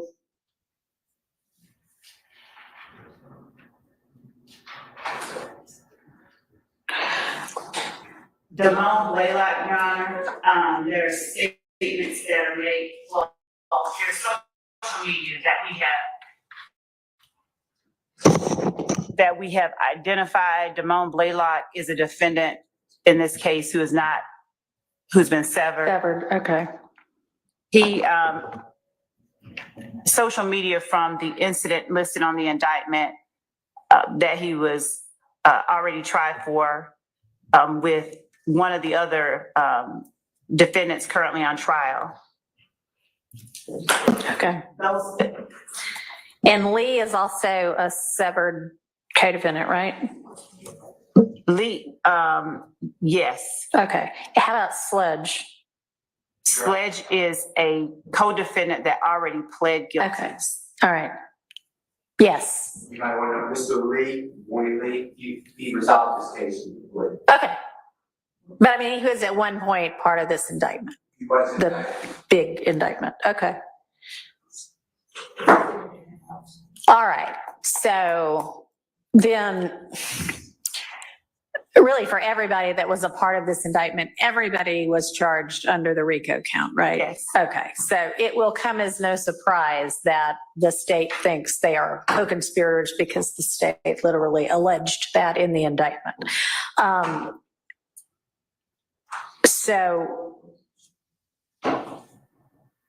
at this point, there is an objection that they don't have notification of what the statements are. And we are several months in. How quickly can you get to them the detail about what you think co-conspirator statements you intend to introduce?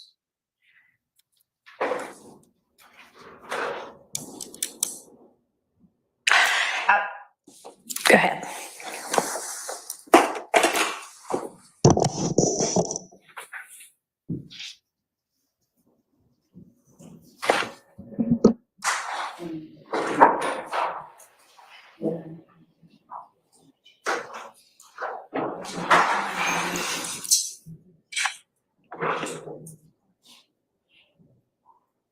Your Honor, not certain what amount of time the court's willing to allow us to identify anything not already identified or in the indictment. I don't know if a week exceeds what the court is willing to give. It's what we would ask to identify within the discovery already provided, right. Identify specific statements that are there. We would ask for a week to identify that. All right. Understanding, Mr. Harvey, your objection to delayed notice, I am going to overrule that objection right now to the admission of the evidence. We, of course, still need to know what the actual evidence is. And a part of the basis for me overruling that is that it appears that the whole trial has kind of been operating on a rolling basis with regard to the evidence. And there have been orders even that, hey, you know, every other Friday, let's talk about the evidence that's coming in for the next 2 weeks. And so if that's been the understanding, then so be it. But I want that to stop right now, which is why we are going through in what I consider to be painstaking detail, because this really should not be what the court is spending its time doing. This is what y'all ought to be doing on your own. But I want us to get on a track where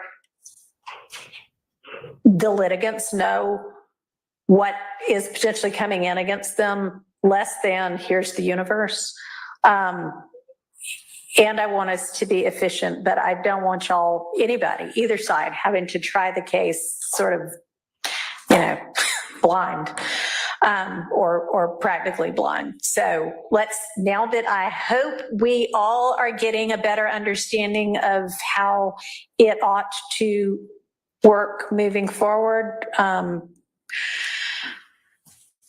I am going to give y'all, because I've given y'all a lot of other tasks as well, 1 week until next Thursday to get all of that in detail, including anything in wiretaps, including anything in jail calls to the defense. Okay. You look like you want to say something, Mr. Steele. Okay. All right, you're welcome. Okay, so what else can we get done today? Yeah, just to address a matter that the court asked me about before lunch. The court had asked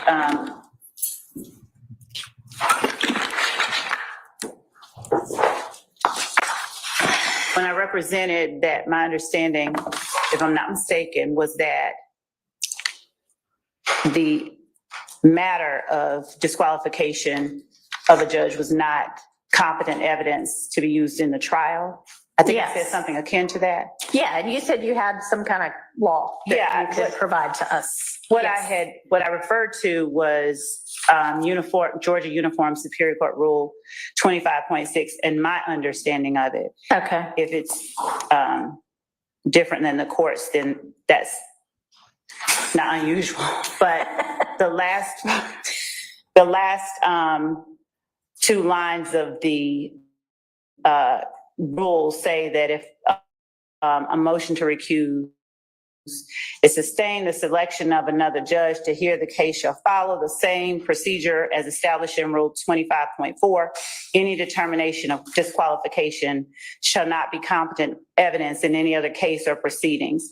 So the way that I understood that, and of course that rule is, cited in other cases, for instance, not for the proposition that the disqualification is not competent evidence. It's just cited in a block cite in Evans versus Williams, 341 Georgia App 226.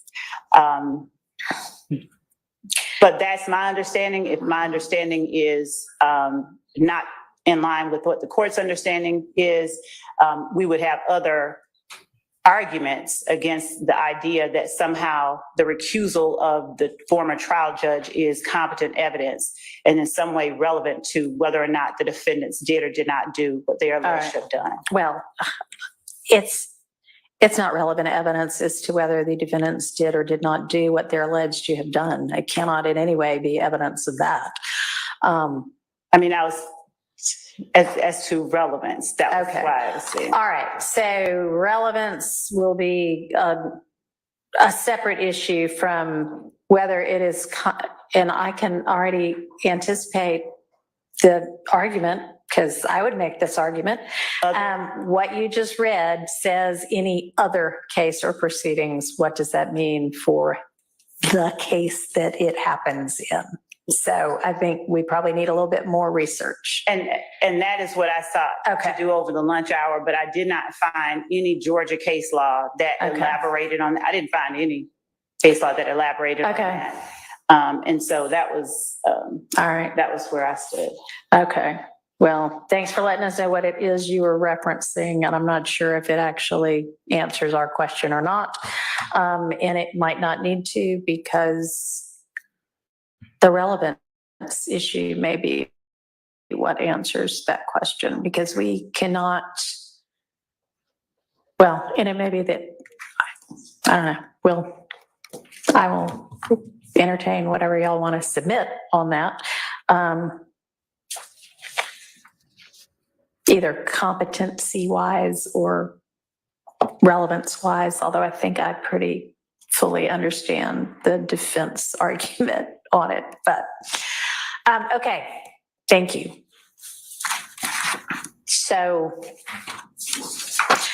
I know we're not quite ready on the Copeland evidence. I think we have sent out some of the transcripts we've got already. So we're not ready on Zachary yet. Are we ready on any part of Zachary? How about the part y'all had notice of? So, The statements. Yeah. I'm a little confused. It's not even showing that I have a message, but okay. So that's a problem. Yes.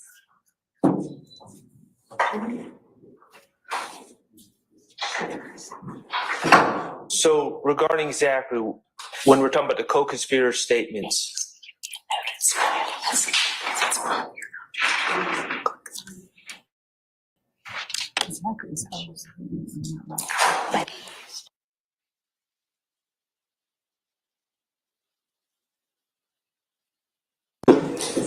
we've been talking about Mr. Quindarius Zachary in different kind of contexts here. We've spoke of him having approximately 9 hours of statements, right? And we're also speaking about him in context, as I understand it, with the co-conspirator statement. One statement allegedly stated by Mr. Stillwell to Mr. Zachary, that we caught nut down bad, and then another statement allegedly made by Mr. Kendrick to Mr. Zachary saying we caught nut down bad. Is that correct? Those are the entire co-conspirator statements to Zachary that we're talking about right now. Judge. Yes. Zachary's interviews, the entirety of those interviews and everything that he alleged that a co-conspirator told him in those interviews are statements of co-conspirators we intend to use in this trial. So he has said, and we identified that because I thought it was pretty specific as it related to the Donovan Thomas murder, what it is that two defendants currently on trial are alleged to have said. Okay. But within those interviews, he talks about other co-conspirators and acts, for instance, the shootings, the buying of the shootings of one of the incidents that are alleged as an overt act in this indictment. He talks about his role providing guns to members of YSL. Okay, and so the answer is no, it's not just those two. Right, it's the whole state. No, it's not just those two. Right. It's Well, all- some of And the stuff- so, my understanding is the state is saying, and I don't know if this is true or not, but the state is saying at this point, to the extent that they know, that Mr. Zachary's taking a stand. So him, I mean, that's what I understand him saying. And so him saying that he provided guns to people is not a co-conspirator statement if he's taking a stand. I'm saying what the state is saying is a co-conspirator statement involving Mr. Zachary. The only thing we've has been identified to us is those two statements, which are clearly, in my opinion, spilling the beans. I mean, we're in the same predicament as the other. That's going to be our stance, but I don't know. I can't answer the other statements that I have not been identified specifically. The statements that the statements that Quindarius Zachary gave to the police, I'm certain everyone is aware within those statements contains statements made by other people within YSL. When he's talking about the acts that were committed, he is talking about conversations at times that he has with other members of YSL. He may, for instance, at one point talk about what Antonio Sledge told him to do or something of that nature. Antonio Sledge's statements to him would constitute a co-conspirator statement. So to the extent that we have given to them the interviews of Quindarius Zachary and have noticed them that he is our witness, our position is that the interviews and what is within them, it is a discrete set of information that they have noticed that we are using that. all right, so I think I hear you saying that with regard to anybody named with at least one count against them in this indictment, which is everybody in the indictment, that anything that they say to anybody is a co-conspirator statement, potentially, because they're co-conspirators with the other co-indictees. And anything that they relay was said to them by another either indicted person or person who has admitted in judicio to being a member of this gang is also a co-conspirator statement, and that the defense is basically on notice of that anyway? If it is contained within an interview that we have given to them, yes. If it is a statement that is made to someone alleged to be YSL, yes. If it is a statement... Not just alleged to be YSL. I mean, if you're saying they've got automatic notice of this, they need to, it needs to be more than somebody's alleged to be YSL for them to, if you're saying, hey, my notice already based on this indictment and me giving these statements over is sufficient notice. The only reason I said alleged is that the people here have not, we're on trial. So. Right, but they're co-indictees. Yes. So I was talking about people other than the co-indictees. Yes, I see what you're saying. Yes, any statement, yes. To answer the court's question earlier, then yes. To the extent that we have given them that interview, yes. All right, and so are you seeking to say, and maybe this is where Mr. Shard is asking for some clarification, that for all of those people, which is essentially everybody we talked about, that the most detail you're going to give them is you have their statements? No. Or are you going to break it down further within the next week? We will break it down further, but there are only, I think, the people who've pled, and Quindarius Zachary and Kenneth Copeland, who were not indicted, that fall up under that umbrella. Does that answer at all your question? Can I explain how it really doesn't, and it's kind of to move from the theoretical, the theoretical to the reality. The reality is these statements. For instance, Mr. Zachary gives a proffer. There's like 4 district attorneys and probably 4 investigators in a room with Mr. Zachary and his attorney. The district attorney, you're really the investigators are just peppering him. Well, tell us about the Lil Wayne bus shooting, or tell us about the shooting on, someone's house.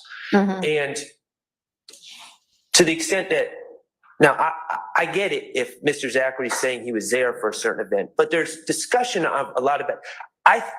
The shooting of the convenience store on Cleveland. I'm just making this up. Cleveland Avenue. And I'm just going to use my client's name because he knows I don't mean anything by this. Well, yeah, I think Shannon did that. I think Shannon did that, and that's my understanding. And there's no real. These aren't lawyers asking the question, and there's no indication of what he's basing it on, who told him, who he's saying told him. Right. So and you need else. to know in more detail. Is the state planning to use? I think Shannon did that. Right. Is that what you want to know, so that we can then drill down on, is there any basis for that coming in? Right. I need to know what the statement is. If the state knows. Now, obviously, if the statement says, Mr. Huey told me this, then I understand that he's saying the source is Mr. Huey. But there's just so much information that's just like being thrown out with no declarant, no identified declarant. Sure. Okay. So first things first is you identify within the next week what parts of each statement you intend to use, because it may be that you are not going to use, I think Shannon did it. And so if that's the case, we won't worry about it any further. So identify them. And if you can also, before the end of the week, before a week's time is out, identify the source. If it's not readily apparent, do that as well, but at least get them each statement. And so we'll go from there. Okay. All right. So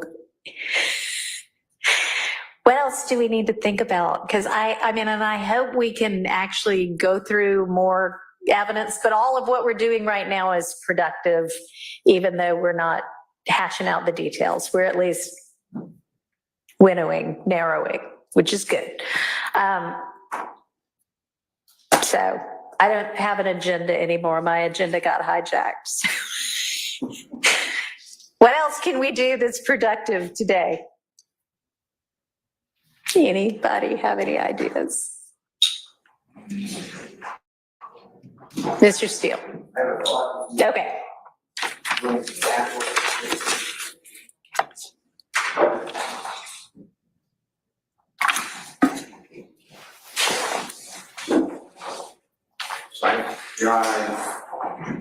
I could get you brief very fast, but I argued this before the recused judge and it was denied.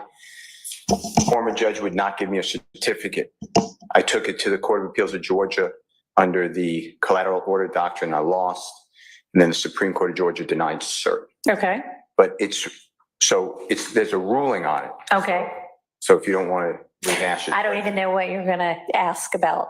The indictment is fatally defective. Okay. So I could take a quick count, if you don't mind, right now, and it should apply to, okay. Definitely applies to Mr. Williams. All right. I don't know. I mean, if it is something right offhand, if it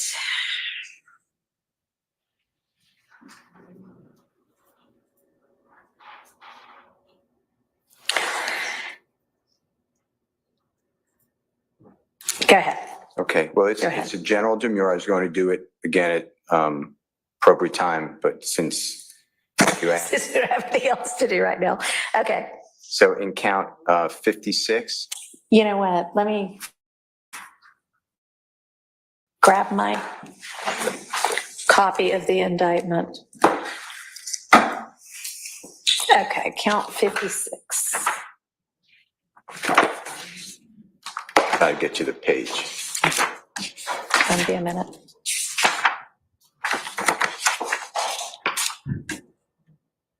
It's page. Okay, got it. Page 90. Okay, so that charges Mr. Williams, I'm just using this as an example. Oh, okay. It repeats up. Charges Mr. Williams with participation in criminal street gang activity. And it gives a date range. And it says the essential elements need to be there while occupying a position of organizer, supervisor, or other position of management or leader of the criminal street gang. YSL did engage in directly or indirectly or conspire to engage in any one of the following acts of criminal street gang activity. And that lists murder, aggravated assault with a deadly weapon, armed robbery, hijacking, and motor vehicle. Sorry, I apologize, Ms. Winfrey. Street gang is. Okay. Participation in criminal street gang activity for that said accused in the county of Fulton and state of Georgia on and between the 12th day of May 2018 and the 8th day of May 2022, while occupying a position of organizer, supervisor, or other position of management or leadership of the criminal street gang YSL, did engage in directly or indirectly or conspire to engage in any one of the following acts of criminal street gang activity of YSL, to wit, murder, aggravated assault with a deadly weapon, armed robbery, hijacking a motor vehicle, sale of marijuana, possession of marijuana with intent to distribute, theft by receiving a firearm and possession of a weapon by a convicted felon contrary to the law, the state, good order, peace, dignity thereof. They're going to repeat, but Your Honor, my belief is that the grand jury, by and through the Fulton County District Attorney's Office, did not allege a material element. There are 4 material elements in violation of criminal street gang activity. And there's going to be a jury instruction that the court, one day is going to give to the jurors. There is a jury instruction on this crime. I'm trying to get you the pattern jury charge that gives the essential elements.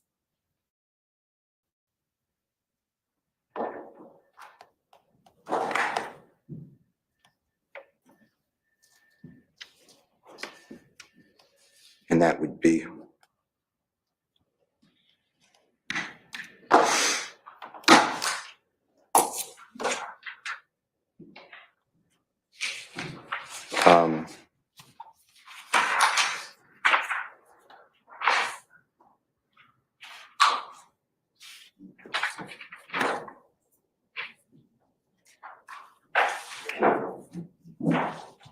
pattern jury instruction 2.02.25.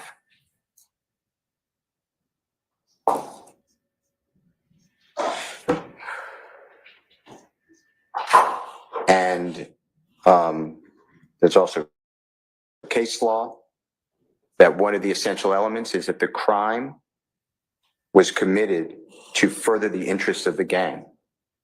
That is omitted in count numbers 56 and 57 for Mr. Williams. There are other people here charged, Your Honor, that has the same issue. Okay. But they're different count numbers. And the way I understand the law is that the fact that the statute does not give the mens rea, every crime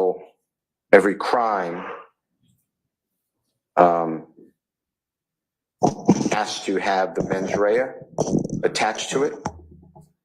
and that when the legislature or Congress does not include the mens rea, the courts say that the omission from a criminal statute of any mention of criminal intent should not be read to dispense with that essential element. This rule of construction reflects the basic foundational principle that wrongdoing must be conscious to be criminal. And here, and that was, I'm sorry, under MORISSETT versus United States. It's 342 US 246 at 252 1952. It's also explained in Elonis, ELONIS versus United States, 575 US 723 at 734. It's a 2015 case in Division 2. I'm sorry, 575 US. 723 Okay. at 734. It's a 2015 case. Okay. It's in Division 2B. And that specifically says that the fact that the statute does not specify any required essential element, including mental state, does not mean that one does not exist. And here what happened is there was a challenge years ago under Rodriguez from this courthouse, the Georgia Supreme Court, said in order to save, or that it is a constitutional statute because it's not a denial of freedom of association, because you don't have the right to commit a crime in furtherance of the gang. Mhm. That became an essential element. That changed our jury pattern instruction. Yep. And our grand jury did not, in our case, did not allege that. Okay. So I know that there's a lot of argument about, well, this is a gang case, and then 418 kicks at 24-4-418 kicks in. But I believe that the charges for the gang is not appropriate. And did you say, I'm sorry, did you say that, what did you say the Court of Appeals did? They didn't take it up. They didn't take it up, okay. I didn't get under Dukes, Dukes. I don't have, Judge Glanville denied a certificate. Oh, okay. They never. I thought you sought, but you did not secure a certificate. So then you took that up under the collateral order rule and. Did not, they said it's not a collateral order. I Okay, needed a all right. So they gave you an opinion on the merits of, is this a collateral order thing you can take up? Okay. And then they dismissed the appeal. So there's no. Right. Rule of the case. Okay. So that is, a couple of counts for Mr. Williams. He has 6. Then the conspiracy, which we're talking about. Okay, I'm sorry. So you said that with regard to counts 56 and 57, it is not alleged. I promise that. Okay. And are there other counts that are alleged against your client, Mr. Williams, where that is an issue? Yes, there's an essential element in count 1. Okay. Which is the RICO count. And I compared it, I just did it because, it's such a well-known case, to the Donald Trump indictment out of the same grand jury courthouse. Uh-huh. Nowhere in count 1 will you see that any of these individuals have been charged with joining the conspiracy knowingly and willfully. It is not in there. And that's RICO conspiracy count starts, I think, at page 12, but hold on. All right. And so you're saying nowhere in, I'll read it. It's pages 1 through 68 of the indictment. But no, I'm sorry, 12 through 68. You're saying nowhere in that 50-something pages does it allege any of this was to further the interest of the gang? No. I'm saying that it's a different. No, that's not what you're saying, or no, it's not in there. I'm doing a different issue in that, in count 1. Okay. The conspiracy. All right. The grand jurors charged that Mr. Williams and the others who were here, also the others who are not here, unlawfully conspired to acquire and maintain, and directly and indirectly, an interest in and control of U.S. currency and other personal property through a pattern of racketeering activity, Mhm. in violation of OCGA 16-14-4A, as well as 4B, as well as B. But what happened there is, I went through it hard. There is no allegation by the grand jury that Mr. Williams or anybody knowingly and willfully joined the conspiracy. And under Cotman, which is COTMAN versus State, which is 342 Georgia Appeal, 569, it's in Division 2. Okay. The 2017 case, that is a teacher from the APS trial. It was also a RICO conspiracy case. Mhm. The Court of Appeals of Georgia held that in order to commit a conspiracy under the RICO statute in Georgia requires proof of the material element that the accused knowingly and willfully joined the RICO conspiracy. That is also in MacArthur, which is McArthur versus Beach, which is BEECH. Haven, which is HAVEN Baptist, BAPTIST Church of Athens. Your Honor, it's 368 Georgia Appeal, 525, it's in Division 3. 890 Southeast 2D 427, that's a 2023 case. Cotman specifically wrote that under Georgia law, a person may be found guilty of the crime of RICO conspiracy if that person knowingly and willfully joined the conspiracy, which itself contained a common plan or purpose to commit two or more predicate acts. There's also Wiley, which is WYLIE versus Denton, DENTON, which is 323 Georgia Appeal, 161, it's in Division 1. It's a 2013 case where our second highest court wrote the material requirements needed for a conspiracy under the Georgia RICO statute is for the person to knowingly and willfully join said conspiracy.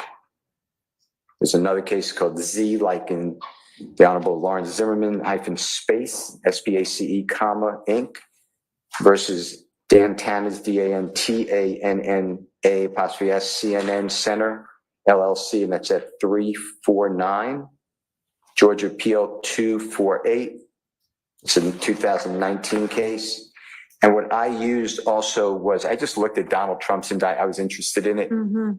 He is not only the former president, but the other alleged co-conspirators.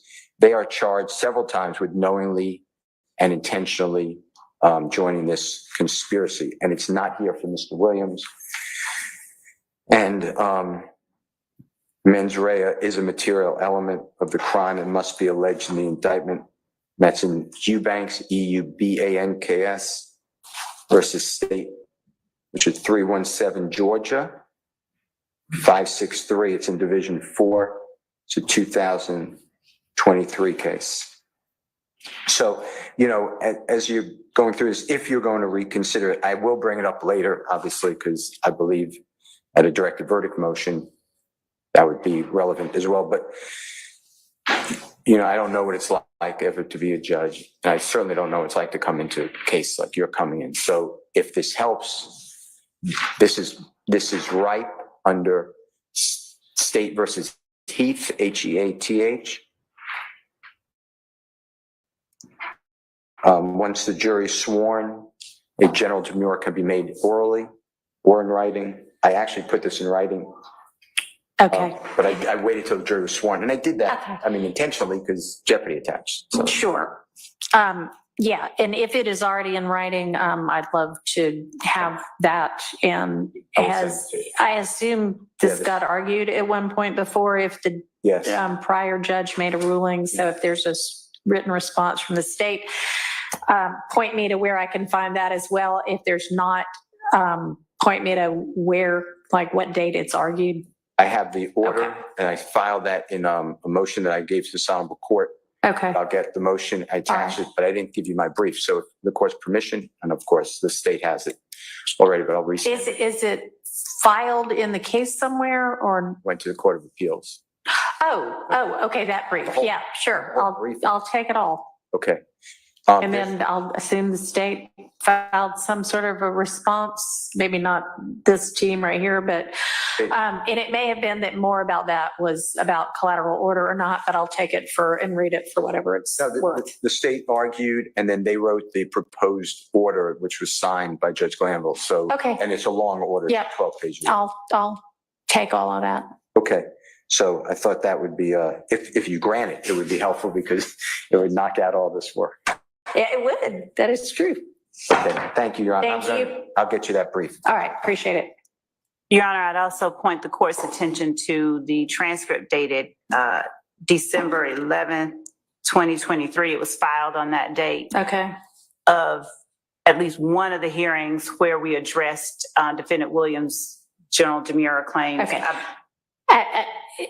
Is it a transcript from December 11th or was it filed on December 11th? It was filed on December 11th. It was held on November 20th, 2023. Okay.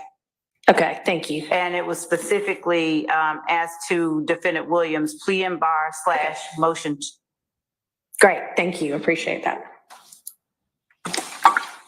All right. Mr. Harvey, you look like you also were maybe going to stand up and come up with something we could do. Oh, and you know what? Hang on.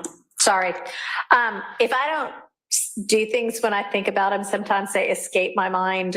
So I understand that for Mr. Williams, that is count 1, count 56, and count 57 you're alleging are fatally defective.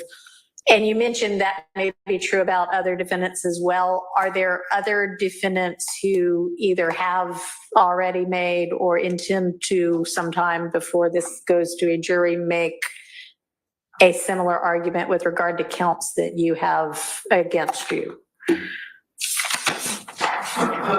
think under the rule, we're all joined. Oh, right. Yes, the Harvey rule. Thank you. Okay, but if you are all joining in, can you tell me, is this essentially true about every one of the gang counts? Yes. That they're missing? Okay. All right. Then I can sort out for myself which ones go to which person. All right. Now, Mr. Harvey.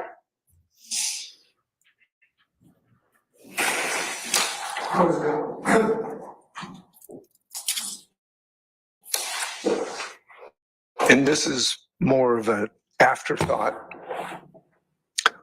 At least I'm still having thoughts, whether they're before or after. I want to make an oral motion at this time to prohibit the state or anybody else from talking to witnesses while they're on the witness stand. Judge Glanville would give an instruction which was incorrect.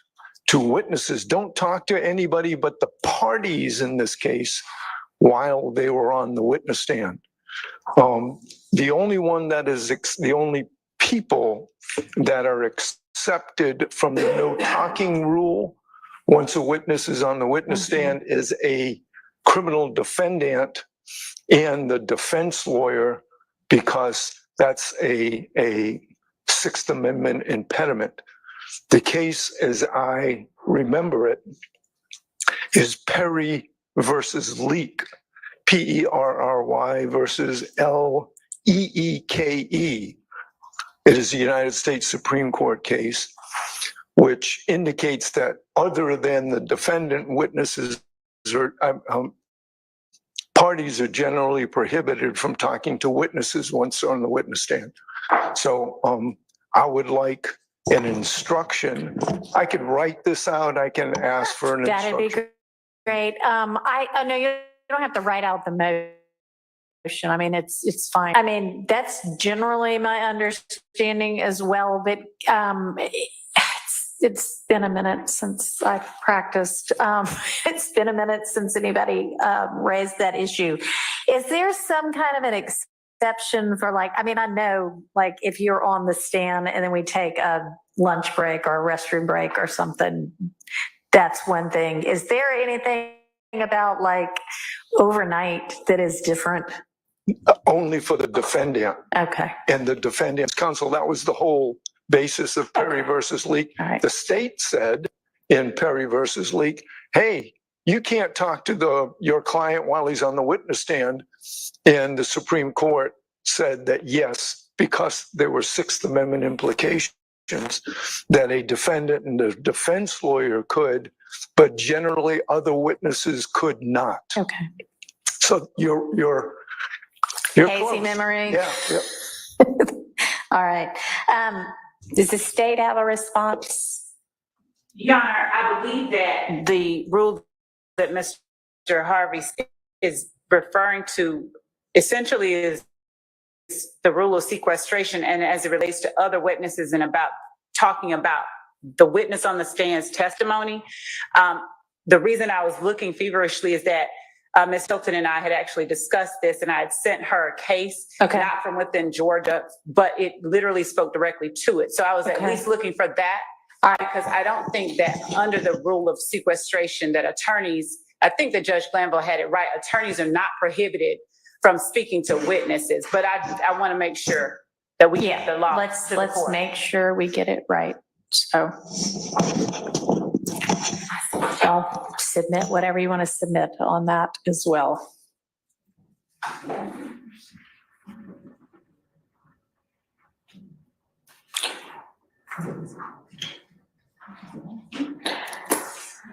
All right.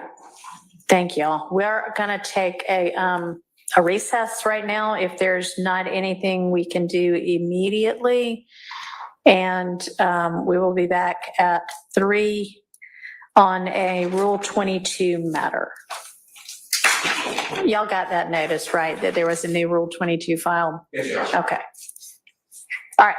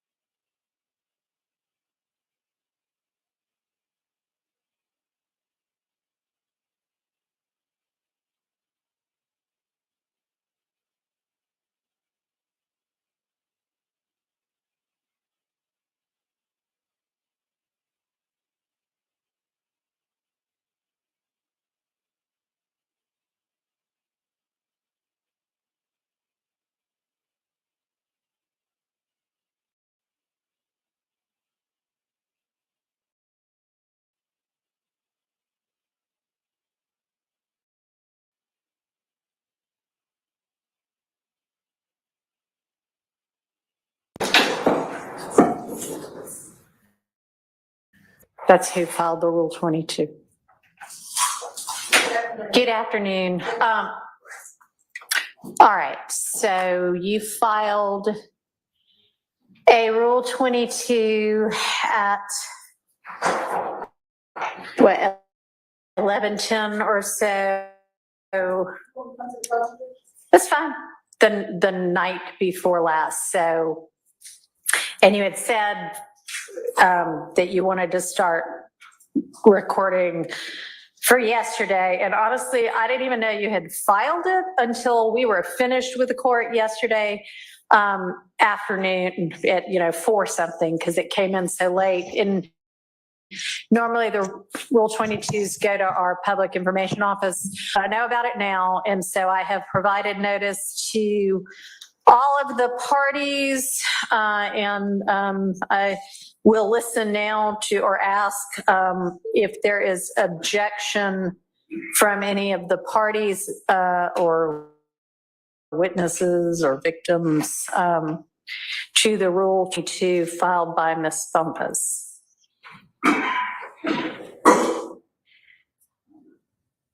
All right. So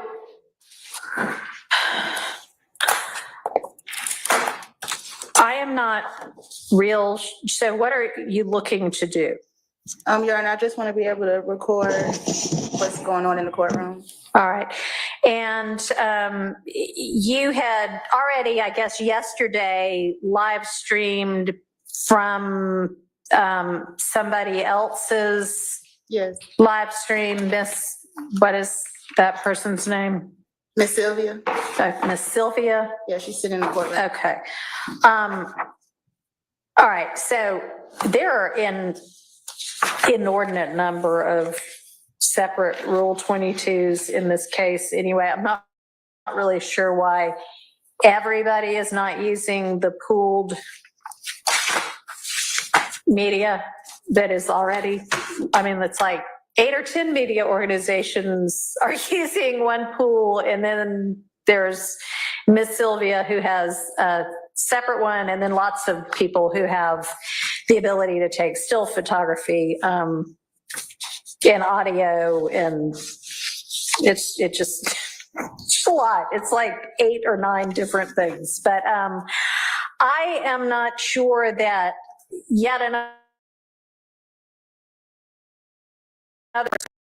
person doing essentially the same thing adds to the public's access to this proceeding. There is 24/7 coverage of this, a pooled camera, and Miss Sylvia's separate video recording that you can access anyway, apparently.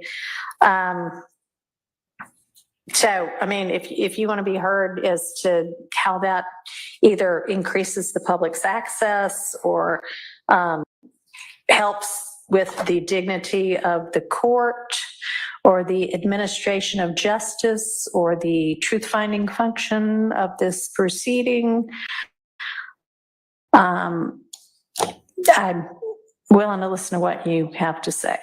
Your Honor, I'll be brief. I just would like to say that at any point, these other people who are part of this pool, they have logos, and they can pull what I am streaming on my personal YouTube and do copyright issues. They have their own logo on there. And also, I don't always want everything that they are streaming. I don't need the full court hearing all the time. There are specific parts that I need to reference and inform the public of what's going on. And that's my point of being here. And I'm just trying to do everything right so that I can, pass the smell test. Okay, so with regard to, obviously you can let the public know anything you want to, and you can video blog, vlog, all you want to, any kind of opinion that you want to about the case. And you can obviously also sit here and watch all of the proceedings. Are you saying that you can't use somebody else's,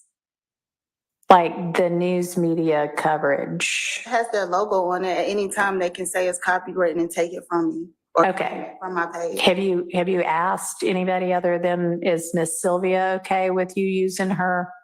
Because honestly, it's a little bit disruptive to have essentially phones in court. I mean, it ought to be that unless you are somebody who has a Rule 22 already in effect, or you are an attorney in the case, you shouldn't have your phone out or on or anything. And it's kind of chaotic in this entire part of the courtroom. And I find it to be distracting. I find there to be security concerns with having to constantly figure out, okay, who is authorized to have their phone out, who is not.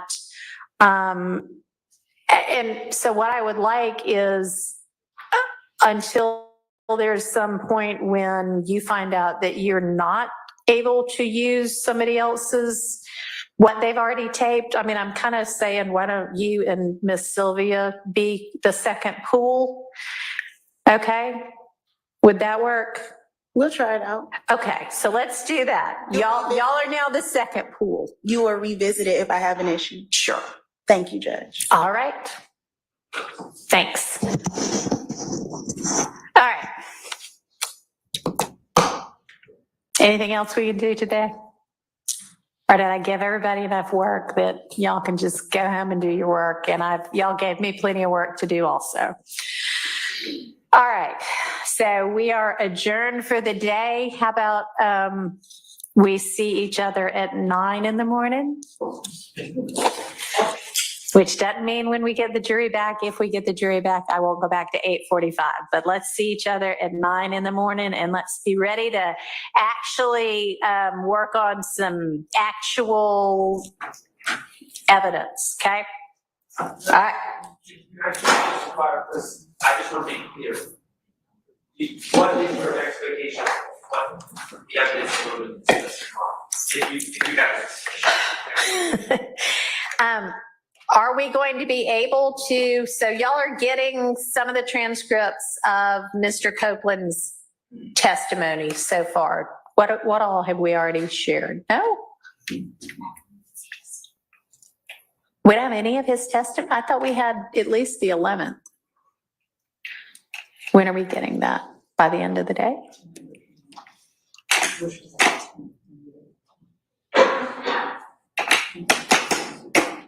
That was a really good question, Mr. Sharp. I thought we were going to be doing Mr. Copeland's evidence tomorrow, but maybe not. Did we ever get an answer, Judge, as to whether or not we have the transcript from the 10th? I know that Ms. Weaver indicated, excuse my seat, Ms. Weaver indicated that she was working on the one for the 11th. She might have it by the end of today is what I heard earlier. But you asked whether we actually had the 10th, and I didn't hear the answer to that.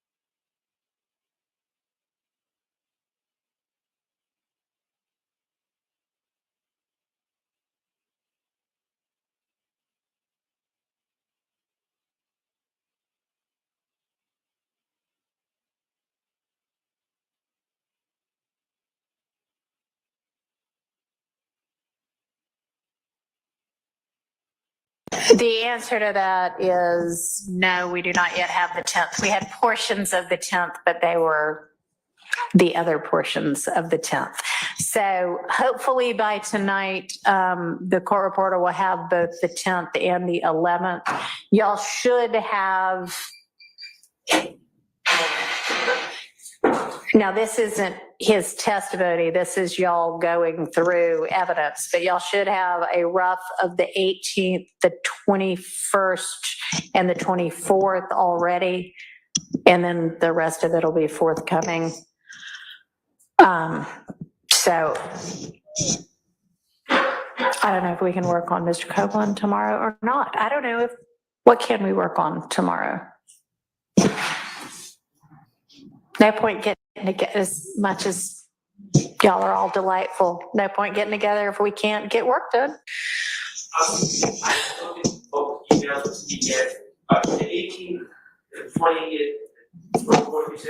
The 18th, the 21st, and the 24th. No, so yes, that.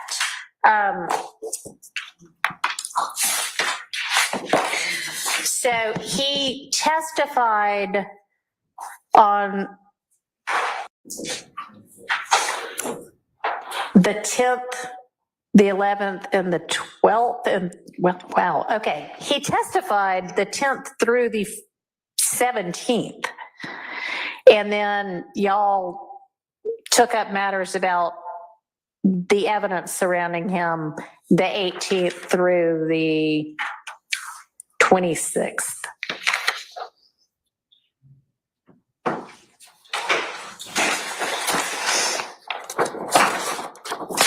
All right.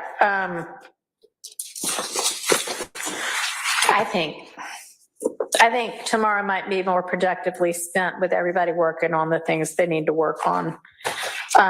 Tomorrow is Thursday, so let's get back together on Friday at 8:45. Okay. See everybody then.